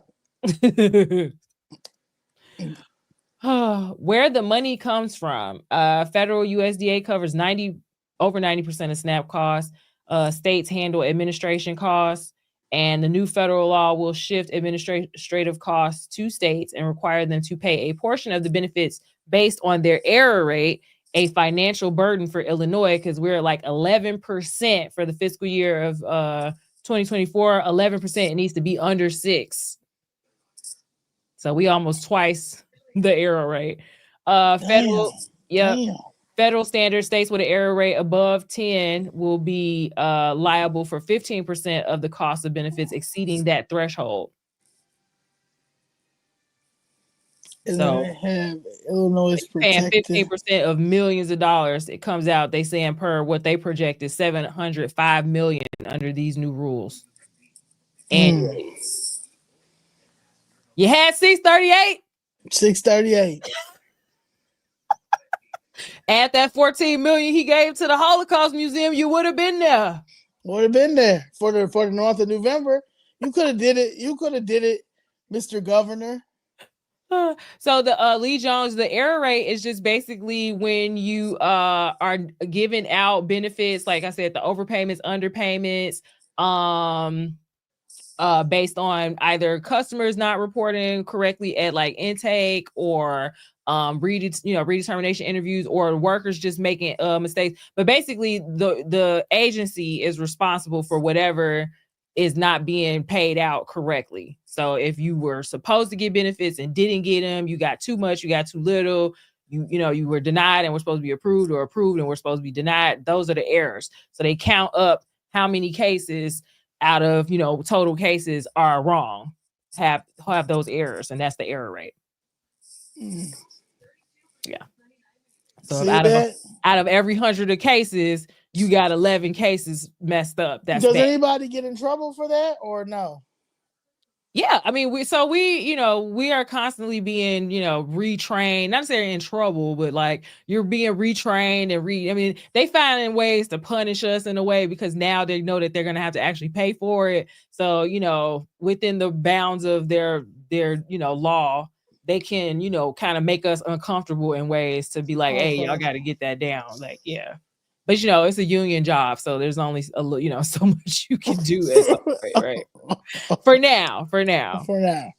Yeah. So a lot of ways that people get overpayments is when they get new earnings or new increased wages or unearned income. They don't report necessarily who lives in the home correctly.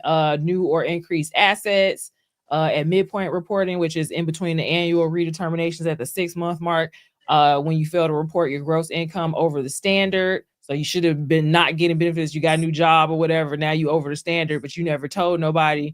And so now you've been getting benefits for 6 months or more that you weren't eligible for. So those are overpayments.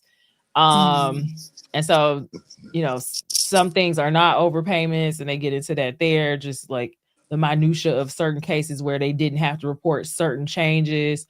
But they are changing the rules around this a little bit because they're trying to catch more of the errors so that they don't got to pay the $705 million.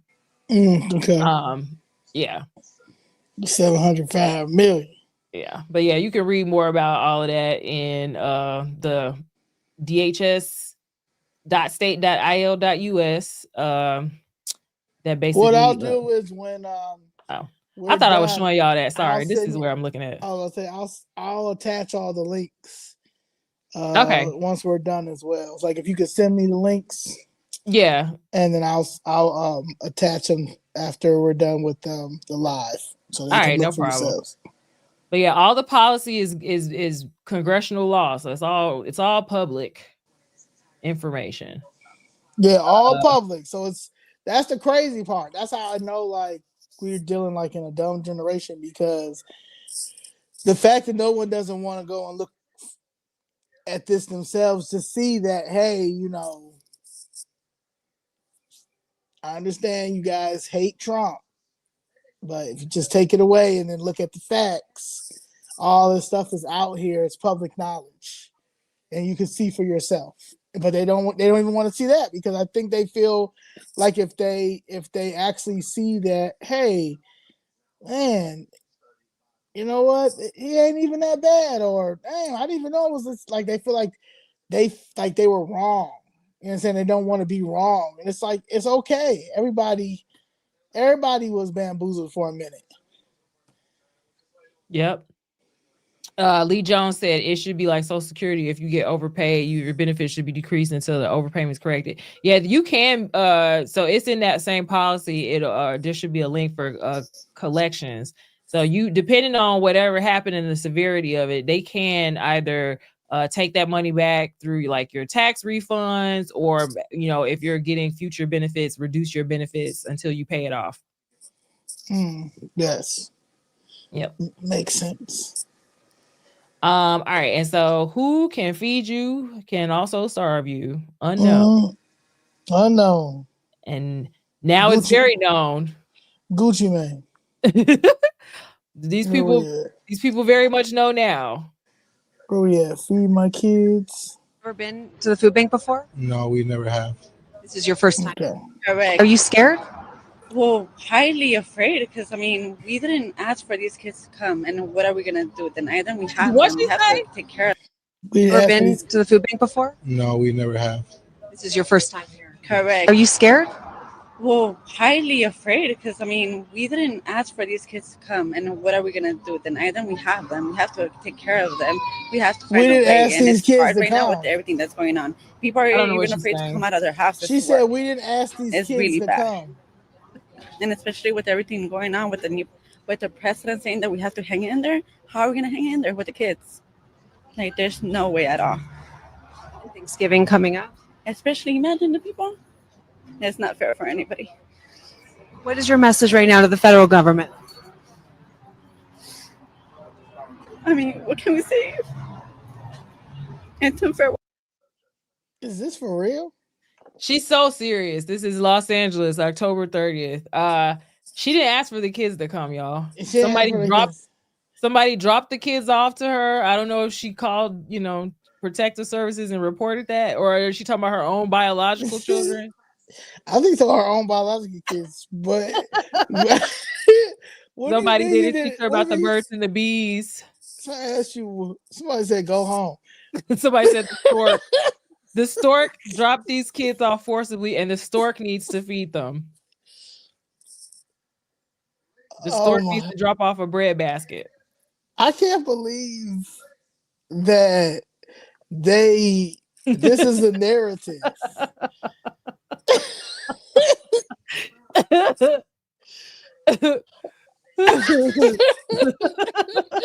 I didn't ask for them to steal my money.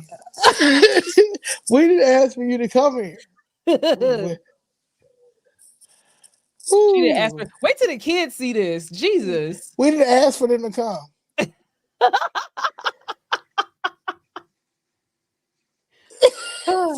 Well, it don't look like she's missing no meals. So hopefully the kids are eating. And her man. Right.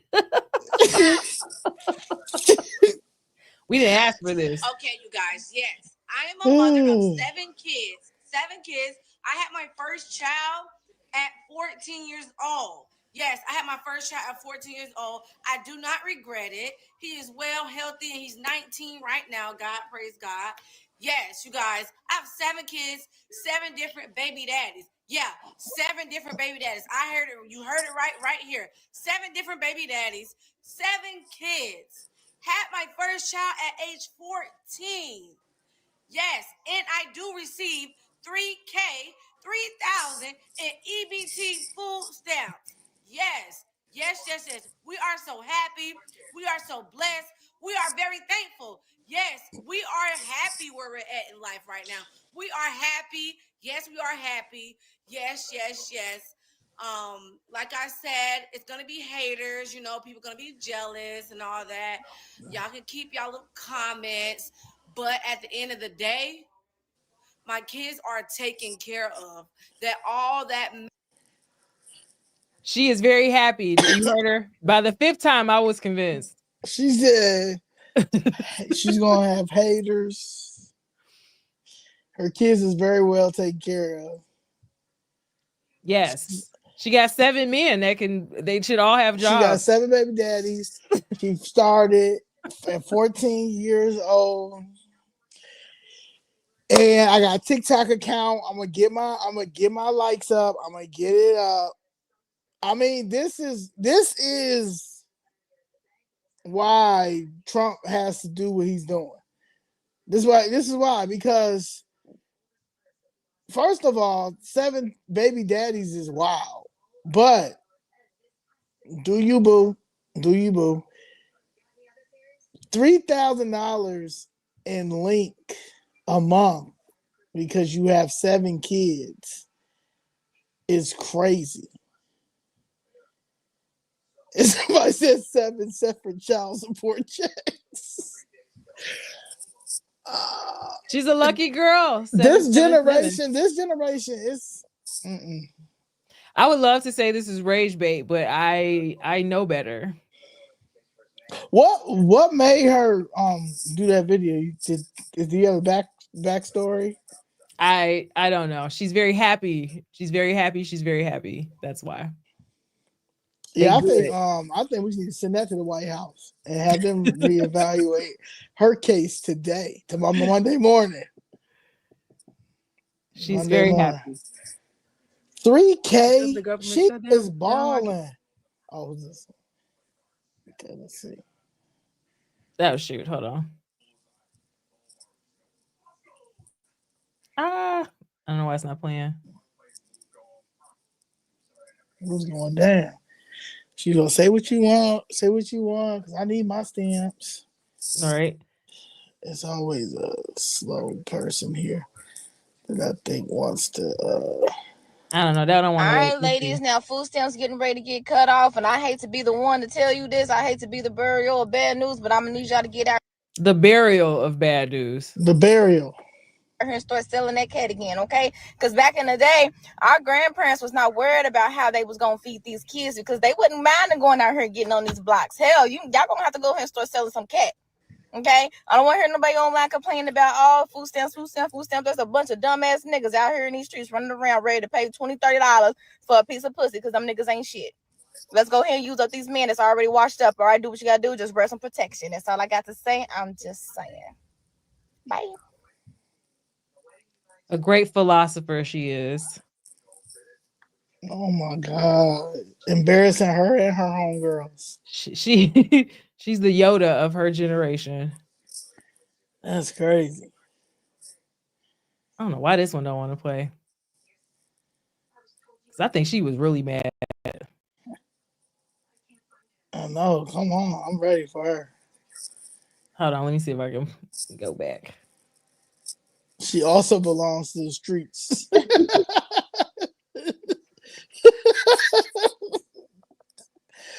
Woo, a lot of them belong to the streets. I was telling Danielle earlier, wait till I get into my care credit episode. Oh, wow. They're really going to be mad. This guy that's on your page, his name is Get a Rope. He keeps saying that he next month. Okay, here it is. You were talking to me? Well, no, yeah, he's on your page. He keeps saying stuff like you 2 are an embarrassment. Oh, Get a rope. I don't know. He on your page, dog. God bless him now. Yeah, he'll be all right.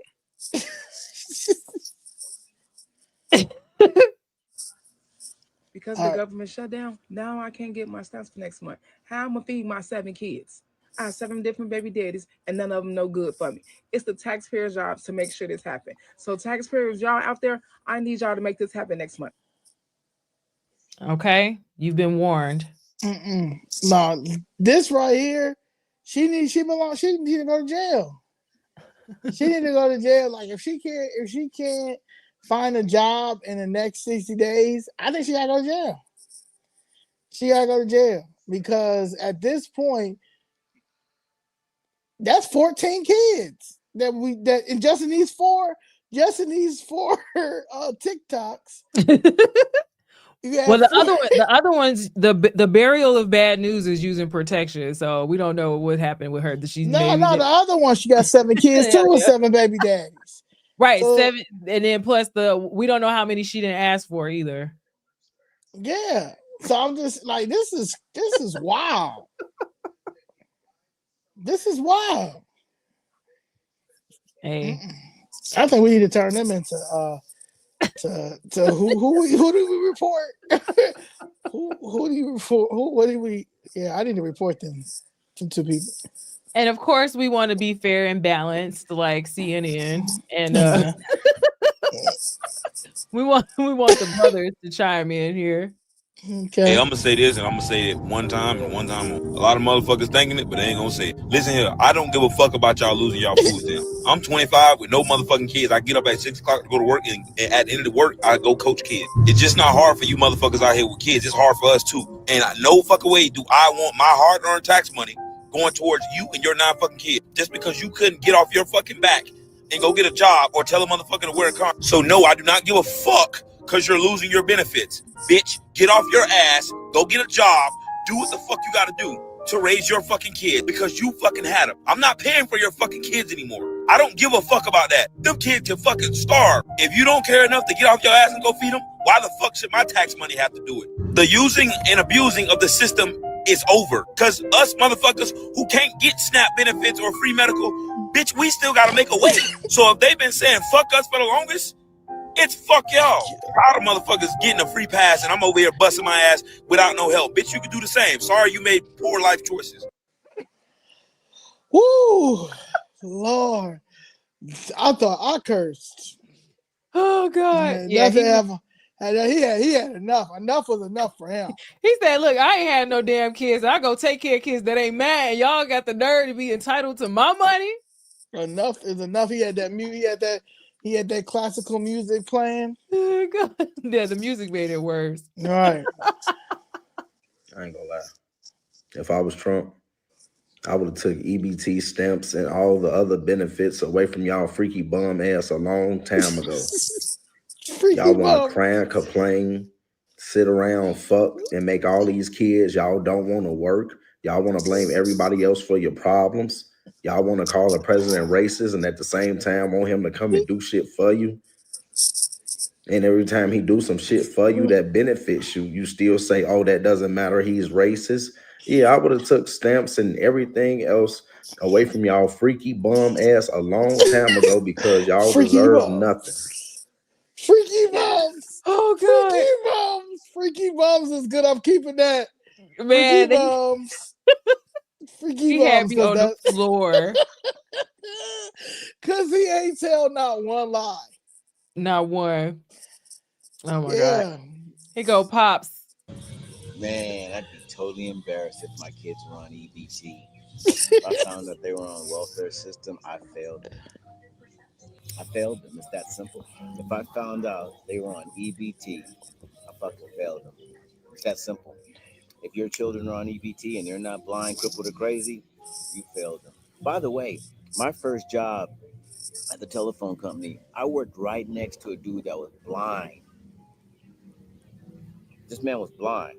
He had a dog with him and a cane, the whole 9 yards. But he worked something called TSPS. In other words, you had to type in numbers. So he had a little braille going. So if a blind man could work, I'm sorry, man. I'm sorry. I'm sorry. I'm sorry. I don't want to hear it. I don't want to hear it at all. If a blind, I worked right next to this man. In fact, he had ladies. He had girlfriends and shit. So if a blind man could work, you can work. Why don't you just make black people proud too if you're black? Shouldn't you make black people proud? What happened to pride? You know? We're already down. You already feel like the cards are stacked against you. Well, go ahead and fight, man. Fight. Don't lay down and help me, give me stuff, please. I can't do anything for myself. Fuck that shit. You can do whatever you want to do. And if I don't say nothing else to you, you can do whatever you want to do on this earth. Apply yourself. There's nothing stopping you. You can do whatever you want to do on this earth. Black people, listen to me. You can do whatever you want to do. Forget about basketball. Forget about rapping. Forget about singing. That's gifts.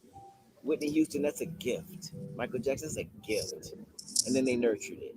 But everybody can't be Nipsey Hussle, Michael Jordan, Kobe Bryant. Guys, broaden your horizon, open your mind, and look at all of the other opportunities that you have in America. This is America, man. This is America. Make it happen. Make it happen.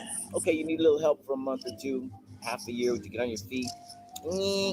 I still don't believe it, but whatever. What happens is people get this free money. You think that's going to make them get up early in the morning and go look for work? Nah, I got a check coming. I can sleep until 10. I'm tired. Nah. When your ass is desperate, you get the fuck up. Desperation makes you go do what you got to do on this earth. You're not desperate. It's raining outside. I ain't go. It's too hot outside. No, see, that's the problem. Get up, rain, sleet, or snow, and go make something happen for yourself every single day. Don't sleep past 6, 7, 8 o'clock in the morning. What the fuck are you doing? Get your ass up. You're broke. You're on government assistance.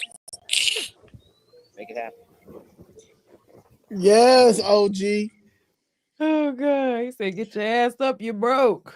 Yeah, I mean, that's the best alarm clock for me, boy. Yeah, like I need some money. Nobody has no ambition. Like, ain't nobody gonna continue to do this. Like, nah. Pick yourself up by the bootstraps. And so this is people in the store happy to see wasn't Holy nobody in cow! there. It's the first on damn Walmart, and the blood clot place damn near empty. Everybody cart normal size. They're not paying no cash, cause we're paying cash. Everybody cart normal, no $1,000 buggy. And this is, what time is it now? What, 12? What time is it? 3:34 on the first. And Walmart now start the shelves nicely packed. Oh my gosh. Right now, short Walmart stocks, short Kroger. Their sales are gonna be down, guys. Let's get it. Yeah, I went to Walmart, I think one of them days, and I was like, whoa, I don't even know how I ended up in here, but it was very peaceful. Very peaceful. Very. That's funny. Ooh, that's funny. I'm gonna Chloe with all my bitches. This shit overly loaded. All This these was rats on me, before. I can't even hold them. Jeez. Look at that motherfucker. Look at that motherfucker. That's that's the $1,000 cart. Loaded. Loaded. Loaded. She had Takis. She got big snacks. She got so much snacks.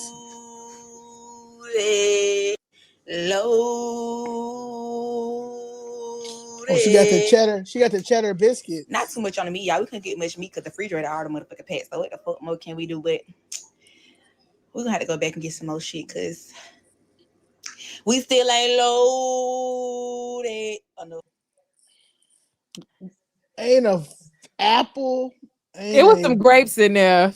Oh, you saw a grape? Yeah, she had some grapes in there. I saw a grape Kool-Aid. He's so silly. No, it was some actual fresh grapes in there. I give her that. That's wild. But them cereals, all that stuff, man, them kids. She had the Takis. Jacked up. She had the Takis. What's wrong with this picture? For your kids like this, you ain't do it right. And I bet you your kids want to come to my house.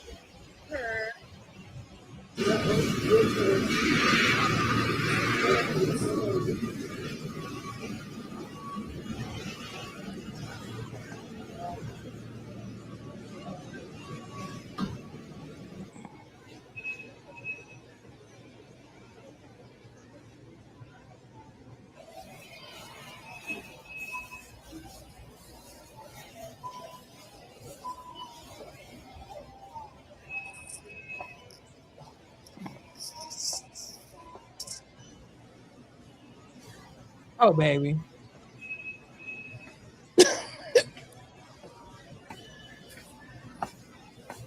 And this is crazy. I don't see nothing healthy in this damn cart.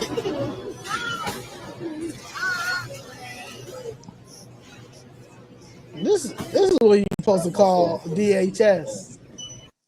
Watch this. Tell me your thoughts on this. Hold on. That's DHS worthy. You didn't call the Department of Family Services on these people. Yeah, this there was DCFS. Was it Audrey Ann 1975 says all garbage her kids will be diabetic by 10 years old. Right.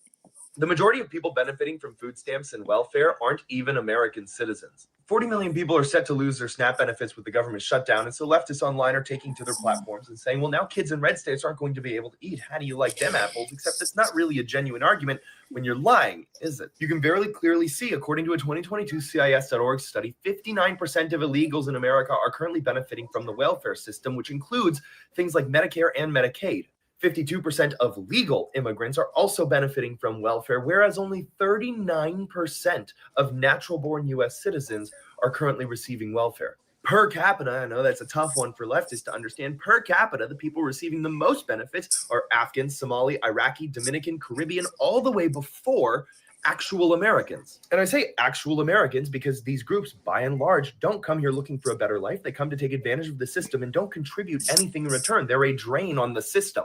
And if you can't see why us supplementing illegals with American tax dollars is a problem, then you're part of the problem. Yep, we got you, Granny. I see you. Yep, that's the same chart. Yep. Yep. And I was just gonna say there, you know, I know that there was a imbalance of videos of melanated people, you know, shopping with their stamps, but for some reason we're the only ones making all these videos showing ourselves in the store. Yeah, we are the only ones. So that's I was going to say that because I saw people saying like, "Are you just going?" Because and that's the thing a lot of people say too. Like, why are you only pointing out black? Because black want to make the content. White people get if they say more white people are on Snap, but white people aren't doing videos like this. Right. They go quietly push their cart up out of there, and they probably ain't loaded. And they probably don't bring their tripod into the Walmart and set it up to give your Snap to get your Snap content so you can get views, likes, and shares. Right. All right, so yeah, just really quickly, this is just the dim. Should the Democratic senators from New Mexico, your home state, vote to open the government so that these SNAP funds are not at risk?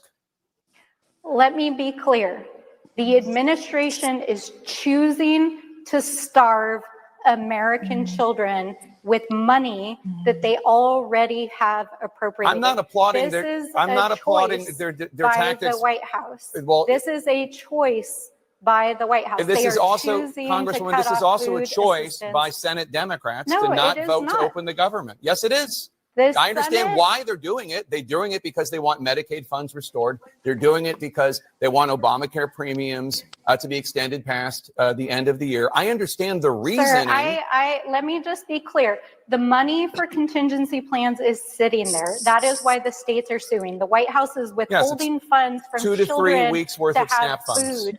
Yeah.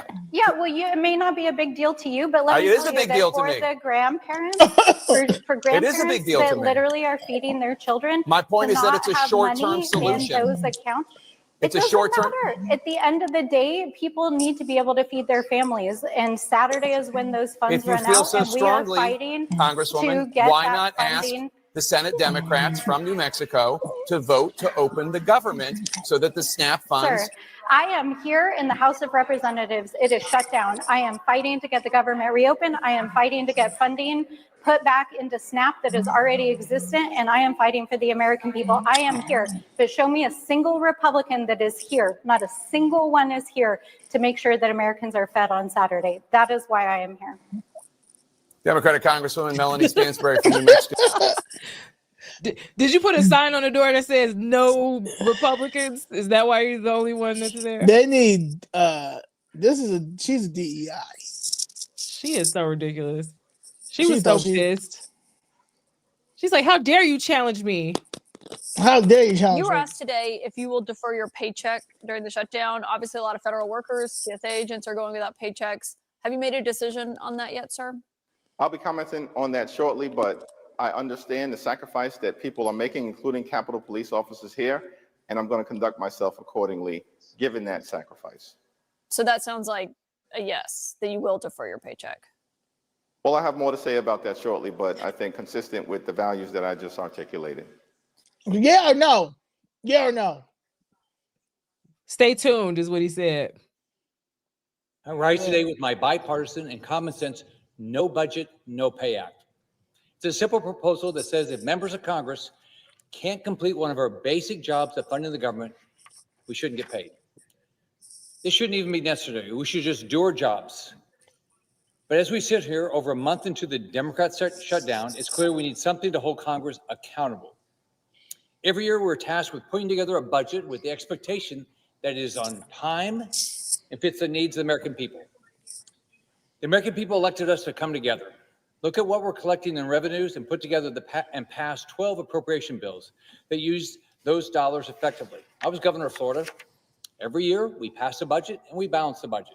We did it on time. The last time Congress passed all 12 appropriation bills on time was, what's your guess? 3 decades ago. Congress has failed time and time again to do its most basic job. I came to the Senate to fix this. I ran on a plan to make Washington work better for families, which included my No Budget, No Pay Act. And I've been fighting to get this passed since I got here in 2019, and I've been met with resistance from many of my colleagues since I got up here. But unfortunately, Democrats have thrived in the dysfunction and have fought endlessly to keep the status quo. They passed massive spending bills after massive spending bill, which has caused massive inflation in this country. They've raised taxes and expanded government. We have now Mr. President, how much debt do you think we have now? $38 trillion. We're running $2 trillion a year deficits. Now they're using the same dysfunction to shut down our government. They're prioritizing a liberal wish list of the needs of the American people. Liberal wish. And they're more than happy, Right. it seems, to deprive federal workers, TSA, FAA, and law enforcement of their paychecks. While members of Congress still get their own paychecks. Democrats are happy to stop 40 million people from getting their SNAP benefits. I just can't imagine, little kids worried about where their meals are going to come tonight. These Democrats voting to shut down government are still getting paid. We should not get paid if we don't do our job. Nope. There's a problem with Washington. Any working American will tell you that if you don't do your job, you don't get paid, except here. Members of Congress consistently fail one of our basic duties of funding the government on time and still get a paycheck, even when others don't. Senate Democrats have now voted against funding the government 14 times in the last 5 weeks. They voted time and time again to continue the longest shutdown in our nation's history and stopping people from getting paid. But they're still getting paid. Democrats shouldn't be shutting down the government and risking others' paychecks without being in the same boat.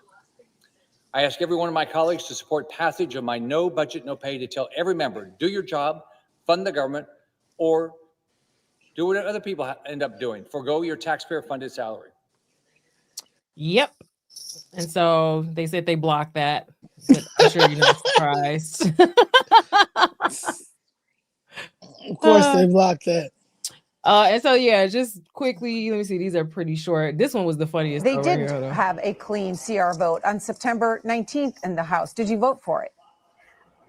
I disagree with your characterization and want to make sure that we're very clear about what Republicans have been doing. Any bill that they've put forth, they've always had some extra stuff to it. There's always been a poison pill to it. So I disagree with your characterization. What were the poison pills of the clean CR or the continuing resolution? You say it's not clean, that was voted on in the House in mid-September. Here's what's important. I think what you're trying to do is shift the responsibility to Democrats. Janelle, she's from Oregon City. So basically, you don't even know. Janelle don't know what she's doing. She's like, wait a minute, not you tried to, right? She's a straight area. Not you tried to ask me something I wasn't ready to answer. Yeah, so this was just one of the union presidents saying that, yeah, this is She's a straight airhead. yeah. That they're not whole feeling fiasco this. need to be resolved. It need to be ended, and people need to do their job, right? And if people are doing their job, guess what? America wouldn't be hungry. Guess what? Federal employees wouldn't be standing in lines to get food. People just need to do their job. So is your message right now to Democrats in the Senate open to reopen the government and then get back to work? Is that what you're saying? Absolutely. I'm saying that the American workforce should be at work providing the services for the American people, and in the process, they should get paid because they're just like the rest of America. 65% of America live from paycheck to paycheck. And when these employees are providing the services for the American people, they should get paid so that they can make sure that that single mom that I've talked to over the course of the last few weeks that need to make sure that they have child care taken care of. They need medication, mortgages are due, they need gas to put in their car to go to work. So sure, I'm saying that it needs to be resolved and it needs to be resolved now. Yep. And so many those people who've been laid off, they can't, so now you ain't had a check in 2 pay periods, a whole month. Mm-hmm. Not so you definitely already a month behind on pretty much, mortgage, rent, car note, whatever. And then you can't even get food stamps. Can't even get food stamps. Like that's beyond cruel. Democrats are still out trying to convince you that this is somehow Republicans' fault. But the facts are the facts, and the American people can see that very clearly. They see the truth. We brought you a handy scorecard here so you can, follow the votes. I mean, this is very simple. The votes to pay the troops and federal workers and continue SNAP benefits and get air traffic controllers and Border Patrol agents paid. This is the vote tally. You see the dates here. The House did our work back on September 19th, and Republicans voted yes. Democrats voted no on all those things. And the Senate has now done it an additional 13 times. These are the votes. No one can say that this is in any way the fault of Republicans. We have a clean, simple bill, and everybody knows it. House and Senate Democrats are openly admitting that this is their shutdown. You have seen the highlight reel of all of them stumbling into admitting that. And yet they're also incoherently claiming that the shutdown is somehow on the fault of the other party. And the people aren't buying it. And that's why the polling continues to show that the approval of Republicans in Congress is rising with each passing day. And the Democrats, at the same time, Democrats in Congress have the lowest approval rating they have ever had since polling began, since recorded polling began on these metrics. Yeah, somebody said, it's only 60, you need 60 votes and it's only 53 Senate Republicans. So yeah, y'all, you just need, a handful of y'all to actually do the right damn thing. I wanted you to see this. Father Flager, our favorite. I just found this interesting because, the Bible says, take heed that you do not your alms before men to be seen by them. But when you do alms, let your left hand not know what your right hand does. Meaning when you give, you should give quietly and freely, not making a big fuss about it, trying to show everybody what you're doing. But he can't stop posting about what he's out here doing, in the community, because that's just what he does. So this is Father Michael Flager. And Father pedophile Flager. And he, you can see people's license plates, you can see the car. I'm like, this is kind of in bad taste to me, but do you? Like, this is what you should always be doing. I don't know why, like, churches want a round of applause for giving back to the community, especially when you don't pay no taxes or nothing, and we give you everything because we think that you're going to do what you're supposed to do. But this man is a criminal, Father Michael Flager. So, oh my gosh, yeah. So I think he did it again here. Here's him. Look, half the people don't even look like they want to be photographed. Right. Well, he also is the pastor priest, but the priest that will say that he is what he said, he's your black. He said, I'm your black priest. So he tells them people in Saint Sabina. This black Jesus on the wall. Yeah. In China, and these other black churches don't want to do what I do. He definitely got a chip on his shoulder. Yeah. So yeah, and then fraud and trafficking examples, selling EBT benefits for cash is illegal trafficking. Retailers, kickbacks, and falsified receipts are also common. I want to say that link to that, it's here. So the big fish of SNAP fraud. So, you got little people selling their stuff in the store and doing all types of stuff here and there and, trading benefits for stuff. But the big stuff is these stores and these, retailers.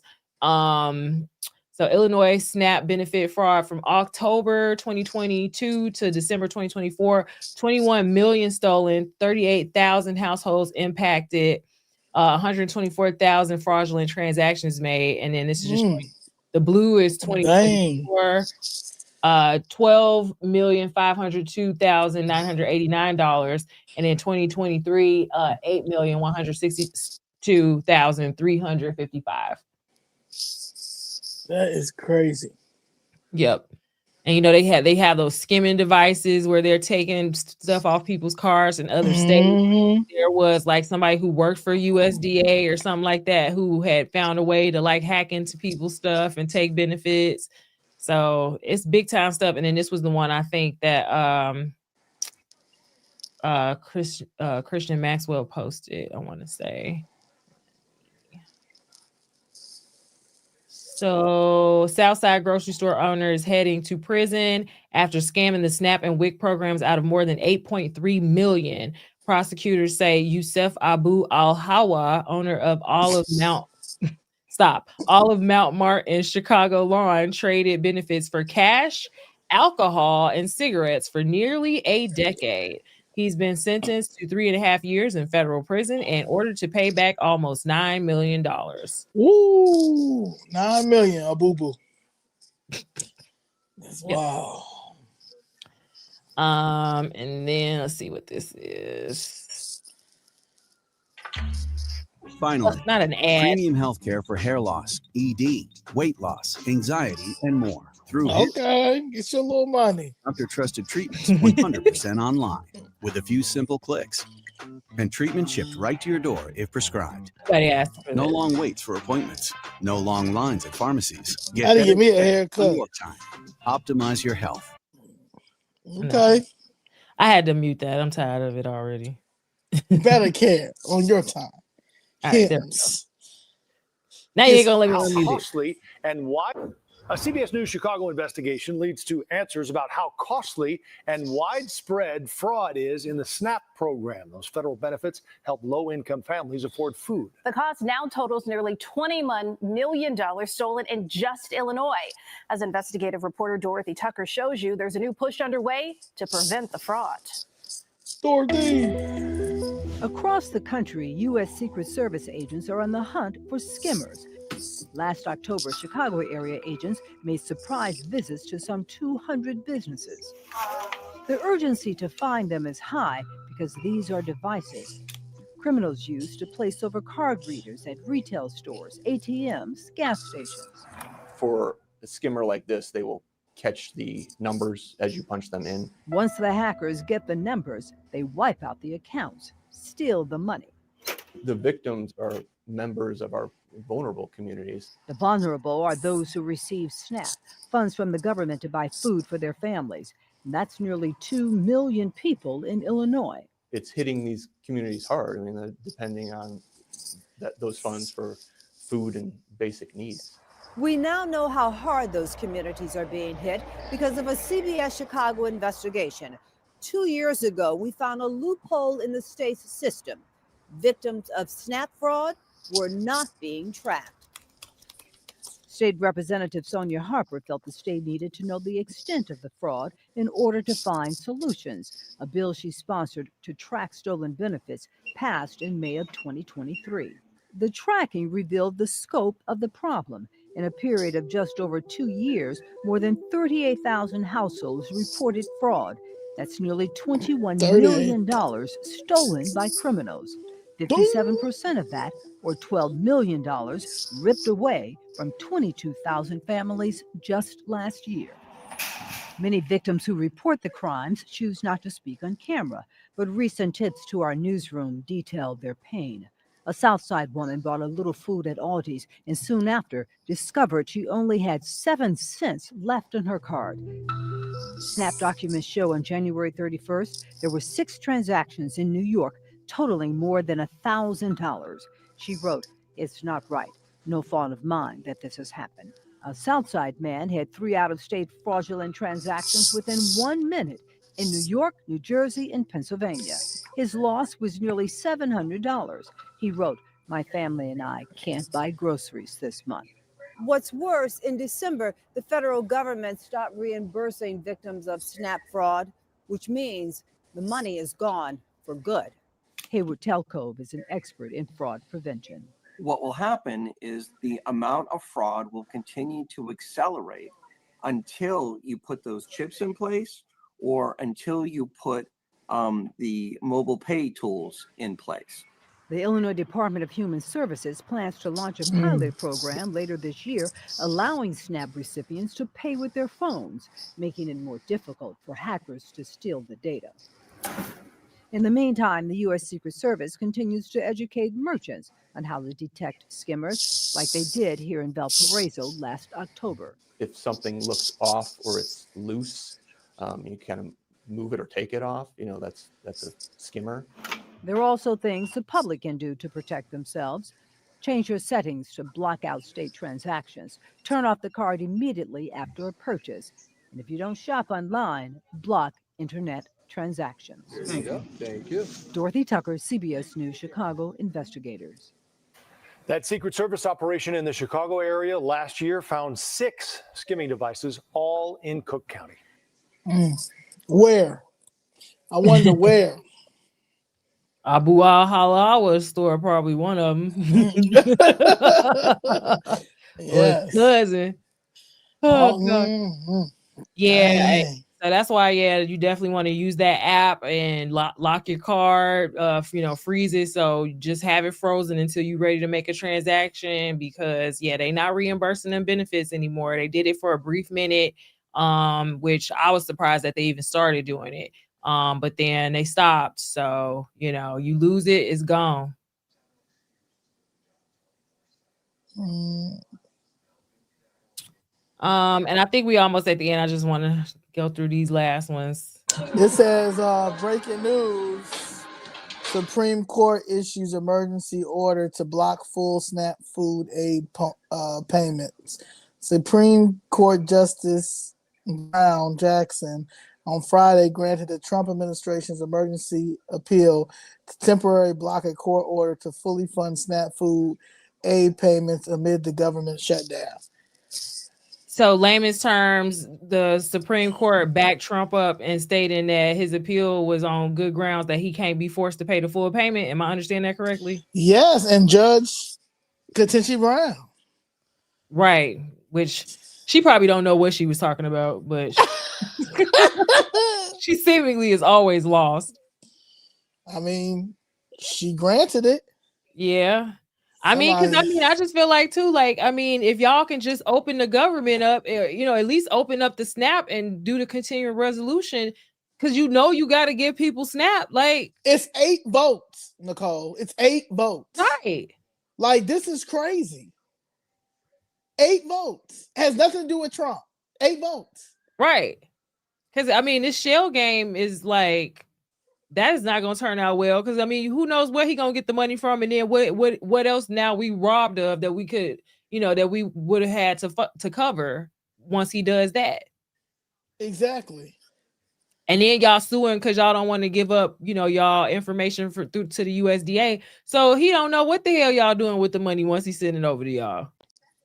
Because last time y'all was giving money for trans monkeys. Trans monkeys. Oh, God. Almost fell. No. Right. What am I doing? That I want to go full screen. I don't know why.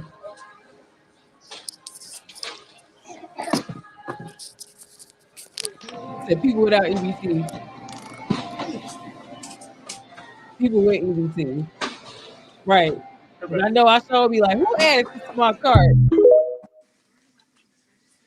You know how many people I've seen sell food stamps? Okay, I give up on that. You know how many people I've seen sell food stamps to get their hair done, nails done, their toes done, buy an outfit to go to the club, drugs? A lot. If I seen it, other people seen it. You know what? That's why people don't give two fucks. I've seen women get a new man. The man got the food stamp. Now the food stamp is for her and her kids. The man has the food stamp card and he in the grocery store buying shit that he wants. People see that shit. What? They don't give two fucks. You know, some kids go to school and get breakfast and lunch, no dinner, because mama done sold the food stamps for shit that she wanted. People don't give two fucks. And people are saying, well, what about my kids? Well, yeah. What about your kids when you had the food stamps? You out there selling them. What did you think about your children then? The fucked up shit that people do, people see that. So now people are like, I don't care. Life is about to start life for a lot of people. But don't get mad when people don't give two fucks. Because we see so many people out there abusing that shit that they be like, I don't give a shit. You know, what about my kids? What about your kids? When you was out there doing that fucked up shit with them food stamps, what about your kids then? I mean, fuck with y'all. Like, what'd you say? No, this is true. Yeah. The real reason why a lot of people are upset about this whole food stamps, SNAP benefit thing, bro, is because they're selling their food stamps, bro. They're selling them. I'm telling you, they are selling their food stamps, bro. You know how many people in New York and other states right now are going to the corner store, the deli, and they're selling their food stamps, bro? They're selling, that's why they're getting like $4,000, $3,000 in food stamps, and they're selling it for cash. They'll get $4,000 in food stamps, and they'll just take like $1,000 in cash. Like, bro, like that's happening like everywhere. That's why they're mad. That is exactly why they're mad right now. And you know the thing about it too, they will never admit to selling their food stamps, but it's happening. Right.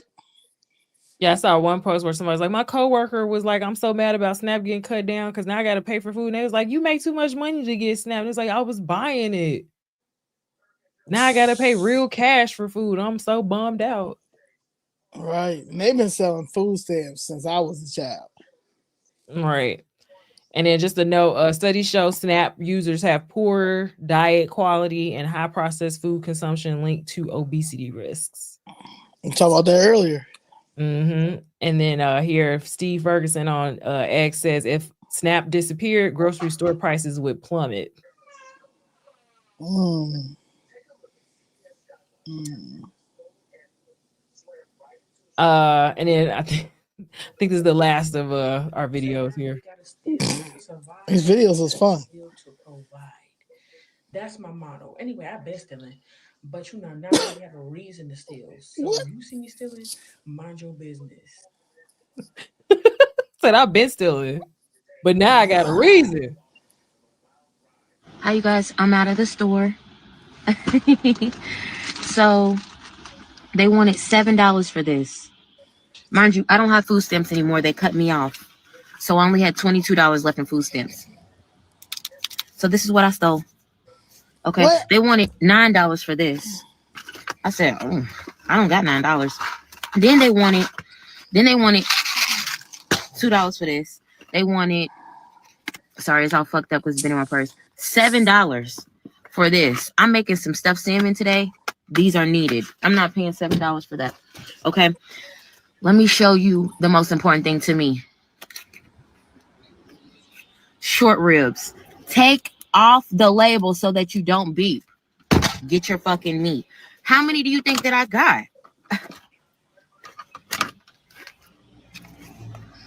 How many short ribs is that? And can I be real? More y'all bitch ass niggas should have started taking shit from the motherfucking corporations a long time ago. Y'all just didn't have that shit in your motherfucking bones. Get out there and get in the motherfucking field like I told you. Everything out here is yours.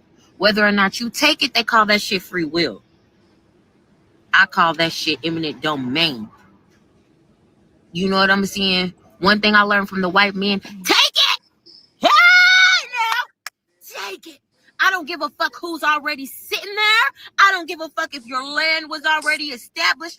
Bitch, it's mine now, and I want it. That is what we should be preaching in the land to the fucking masses. Act more like a white man. Take it for yourself, bitch, and you won't be worried about who don't got it. You see what I'm saying? Get out there and radish. Did she say radish? I wanted to show you guys something else because I know I pissed you hoes off. Well, I just left the store again. Yeah. Not the sea balls. $50. Sea balls. She stole $20. Yeah. Yeah. That bio oil be hitting. Yeah. I took it. She wildin'. All of that shit is mine. Fuck you guys. Be mad if you want to. Like, I understand the spirit, but we're not going to use it for short ribs, like, body oil, sea moss. Like, we're like this. You gotta be a little bit more. You gotta have a little more finesse and ambition. It's gotta, yeah. Like her entrepreneurial spirit is just falling a little flat. Yeah. She said, because I call it eminent domain. Girl. Oh, God. I'm just hoping that was just rage bait.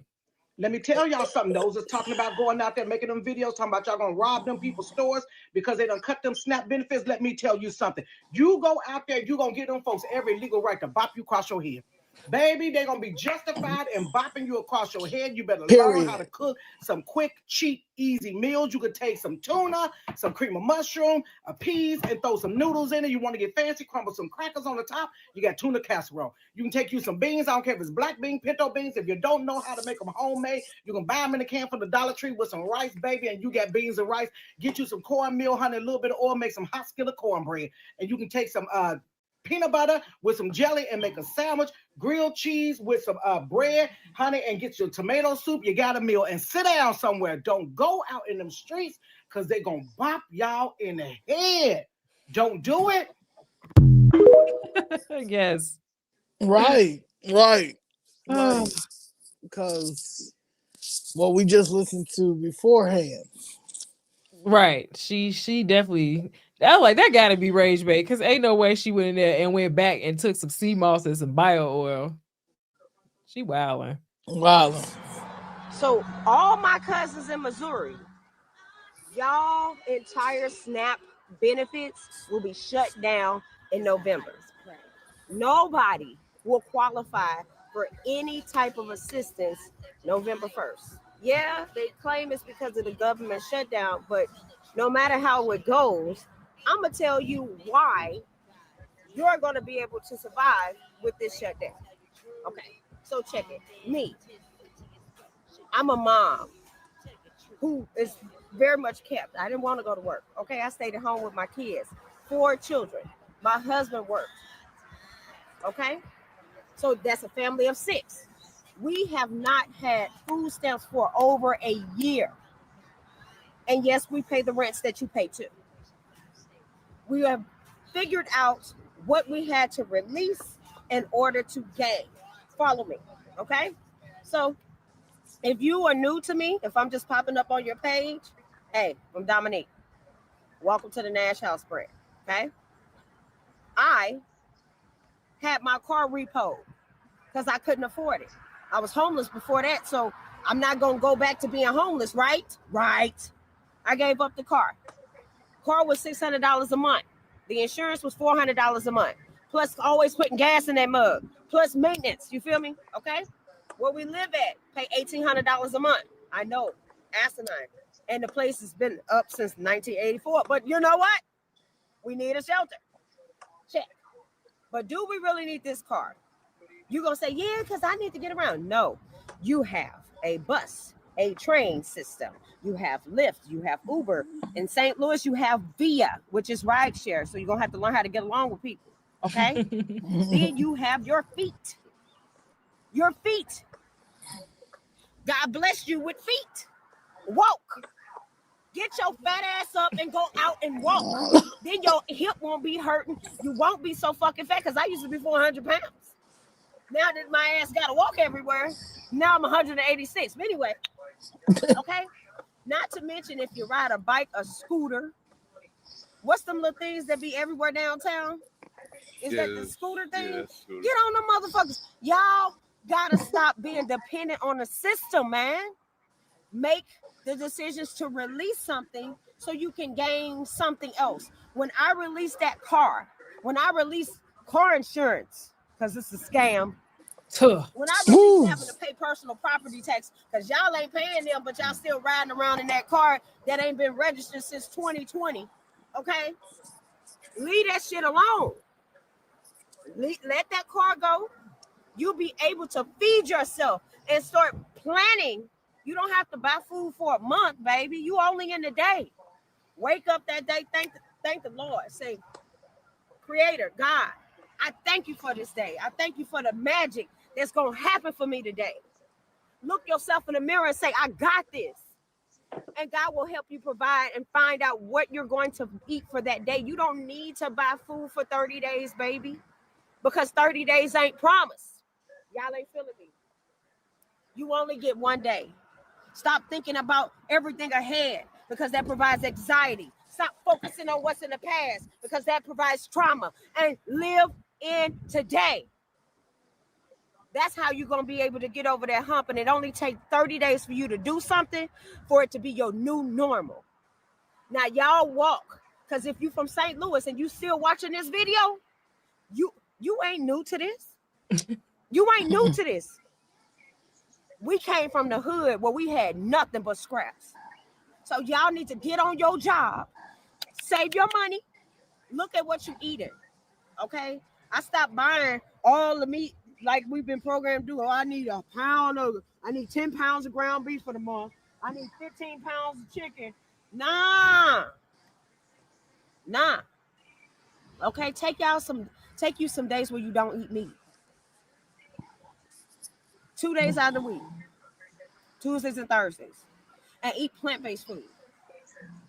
And if you know how to cook, you ain't gonna be able to tell the difference. All right.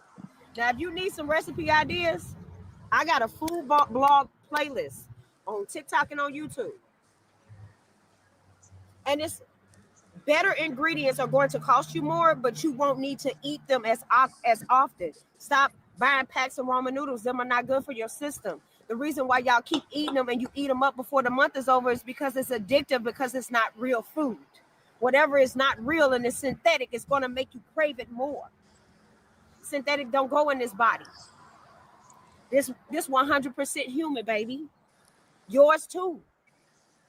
So I'm gonna need you to stop eating that shit. You eating like you. Ooh, it's raining. That's confirmation. God's blessing is upon us. This is a blessing for y'all in St. Louis. It's time for y'all to believe the ancestors are tired of saying y'all eat scraps. You don't eat like Big Mama. You eat better than Big Mama. I love you, cousin. I love that. That was good. Yep, she was spitting. I love you, cousin. Yep.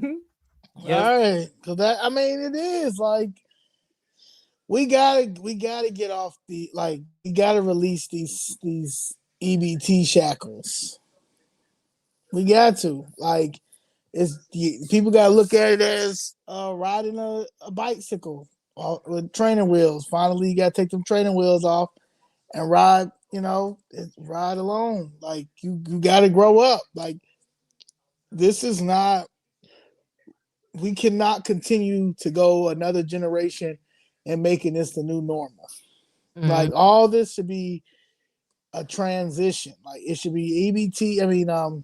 Section 8, all that should be transitional. Take the steps to get what you need. Like if you do the CHA program, right, you're supposed to end up graduation, but getting a home. Mm-hmm. Right? It's supposed to help you with getting a home. So we need to take advantage of that. If we're gonna go that route, we need to complete what CHA is supposed to do, or the voucher program is supposed to do, so we can let another person get that and continue to do that, because right now that's the issue.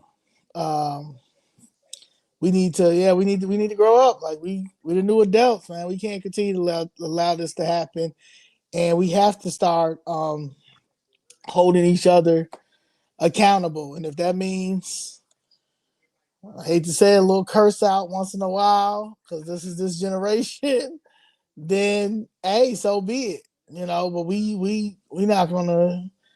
It's the independence versus the dependence. So, yeah. Yeah, I mean, one of the biggest problems too with the SNAP is a lot of people who work, feel like they're punished for working. And a lot of, because they see a lot of people who, if you continually have children of a certain age, you're never going to be forced to get off, because if you feel like that's your, hustle, then you don't have any incentive. And then the children see that, and then they grow up thinking that that's normal. It's people who really think they're not supposed to pay cash for what they want, cash for food, cash for what they need. Like, you know what I mean? Like, that's wild. So I'm definitely constantly trying to get people to realize, like, yeah, this is like, this supposed, like you said, it's supposed to be a transitional helping hand, like, and like you should be like, I've learned my lesson. I'm gonna, stack my stuff. I'm gonna do better. I'm not gonna, it's a different mindset to really be like, I'm gonna do this my whole life, and I'm gonna pass it on to my kids. Like, that's a sickness. Like, it's real talk. It's sad. It's really sad. And I just feel bad too for like people who work and they trying, and then the way it's set up, it's almost like it's set up to make you feel like then let me be disabled. Let me be, let me have a bunch of kids I can't take care of. Let me lose my job, because it's easier in some people's minds, and the way it's set up to, you know what I'm saying, to incentivize you not to try and be independent and work harder and push yourself, beyond, what you think you can do, and take care of yourself. It's, it's backwards. No, real talk. So yeah, in conclusion, call to action and key takeaways. SNAP is vital, but it does need oversight, which the USDA was trying to help with, but Illinois said, "Nah, we straight and we suing you." Uno reverse.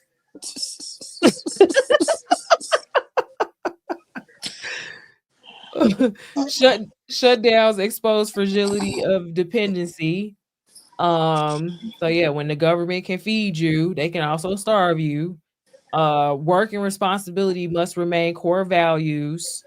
What we can change now, you can contact your representatives about fund and accountability, because at the end of the day, it's Congress. It's not Trump. You can yell to you blue in the face about Trump. That's not going to change anything. And now, like you said, Supreme Court, who gets to check the executive branch, is on his side. And she really doesn't want to be on our side. I know she don't. Yeah. So yeah, support your local food banks and job programs, and invest in self-sufficiency. Each one teach one, reach one. For that, Get a Rope was all in the comments talking all that trash. I would love to see what they are doing for the community, right? Other than trying to talk trash over here, because at the end of the day, everybody got a skill. Everybody can help somebody in some type of way. I don't care who you are. Exactly. You can loan to somebody else a lesson you learn, just like old girl in that last video. She was putting all her testimony out there, and I'm sure she helped a lot of people with that. Yeah. I admire her for doing that, because, like she said, we come from when you come from the gutter, you come from the like, oh, y'all shutting down the government for these little days. We've been through it all. We always been through it all. You know what I'm saying? So I think that this is divine intervention. We need to get off these social programs. That's why socialism is never going to work. It's not going to work. It's not going to work. And as you see, social services are being abused, and they've always been abused. But now people have to face it, and it's only going to get better for us, because the ones who are with Trump dismantling the establishment and exposing everything that we've all known. Everybody, even decades ago, like everybody knew that what they were doing, all the fraud and all those things. But now to actually, like, every day we don't know what's going to happen, because is he going to do another investigation on another person doing fraud? Is he going to start talking about another division? But it has to happen. It has to happen, because we are in, what did he say, $38 trillion in debt? He said what did he say? Every 4 years we're at 2 trillion in debt, or is it every year we're looking at 2 trillion a year now in debt? Like, that's crazy. 2 trillion in debt every year. And you got and Hakeem Jeffries doesn't want to give up his pay. Right. Hilarious. Yeah, But when you don't use a muscle, I think Trump making us all use muscles we ain't used in a long time, and people mad. You know, you get that personal trainer and you hire him, right? He yelling at you, or yeah. Shout out to Danny. I saw she was in the chat. I know Danny know. She said she was taking notes. Yeah, but yeah, you know, you hate that trainer them first few sessions till you start seeing them muscles poking out. Right. But we got atrophy, like we got muscle atrophy. A lot of people just then got used to everybody feeling sorry for them and handing them something, and you know, it's like, yeah, people need empathy, but it's gone too far. Like, you gotta let, you know, you get on crutches, you got a cast on your leg, you got to eventually take the cast off and put some weight on that leg. Exactly. Yeah. So I appreciate everything that President Trump is doing. And like Go Red USA says, we need different representation in 2026 and in our government. And yeah, it's time. It's time to we gotta revamp all this. And that's what Chicago Flips Red, that's our goal to do in the state of Illinois, in the city of Chicago, and the county of the Cook, and the Cook of the county. Yes. And Nicole, thank you for this great deck. This is, you did one Try to good find a black farmer. Yeah. Because that's what y'all need too. We got to get some farms. Right. Shout out to DP Damien. I see him in the chat. Hey, but Damien. Yes. So yeah. Somebody asked for the website. Somebody asked for the website. Okay, it's flipsred.com. I'll add it in here. And we will be doing some more of these. We gotta do this like once a month, Nicole. We gotta do this deck stuff. You be killing on the deck side, and that's what and we need this. You know, we need decks, and we need, like, even how you had the TikToks in there and stuff like that. So yeah, thank you. This was good. Thank you for we got up to 502 people watching. We're at 496 now. Nice. So thank you for people spending their Fridays with us. And yeah, let's keep this going. Let's figure out another topic for December. And let's go from there, because yeah, we need this. And if you guys are, please subscribe to the newsletter. If you're interested in any type of advertisement, please reach out to Nicole at chicagoflips.red. If you are interested in contributing any type of articles or anything when it comes to our newsletters, please reach out to Nicole at chicagoflips.red. And yes, appreciate you for this. And thank you guys for this. Oh, yes. And we will be at Trump Rebar next Thursday. That's the 13th, November 13th, from 6 to 9 p.m. RSVP at Rebar, so you can get your table and stuff like that, so they can know how many people are going to be there, so they can get their staff together. All right. Thank y'all. Good That's that night, piece. Thank you. everybody. Good night. All right, let's end this. Let's see how we do it. All right.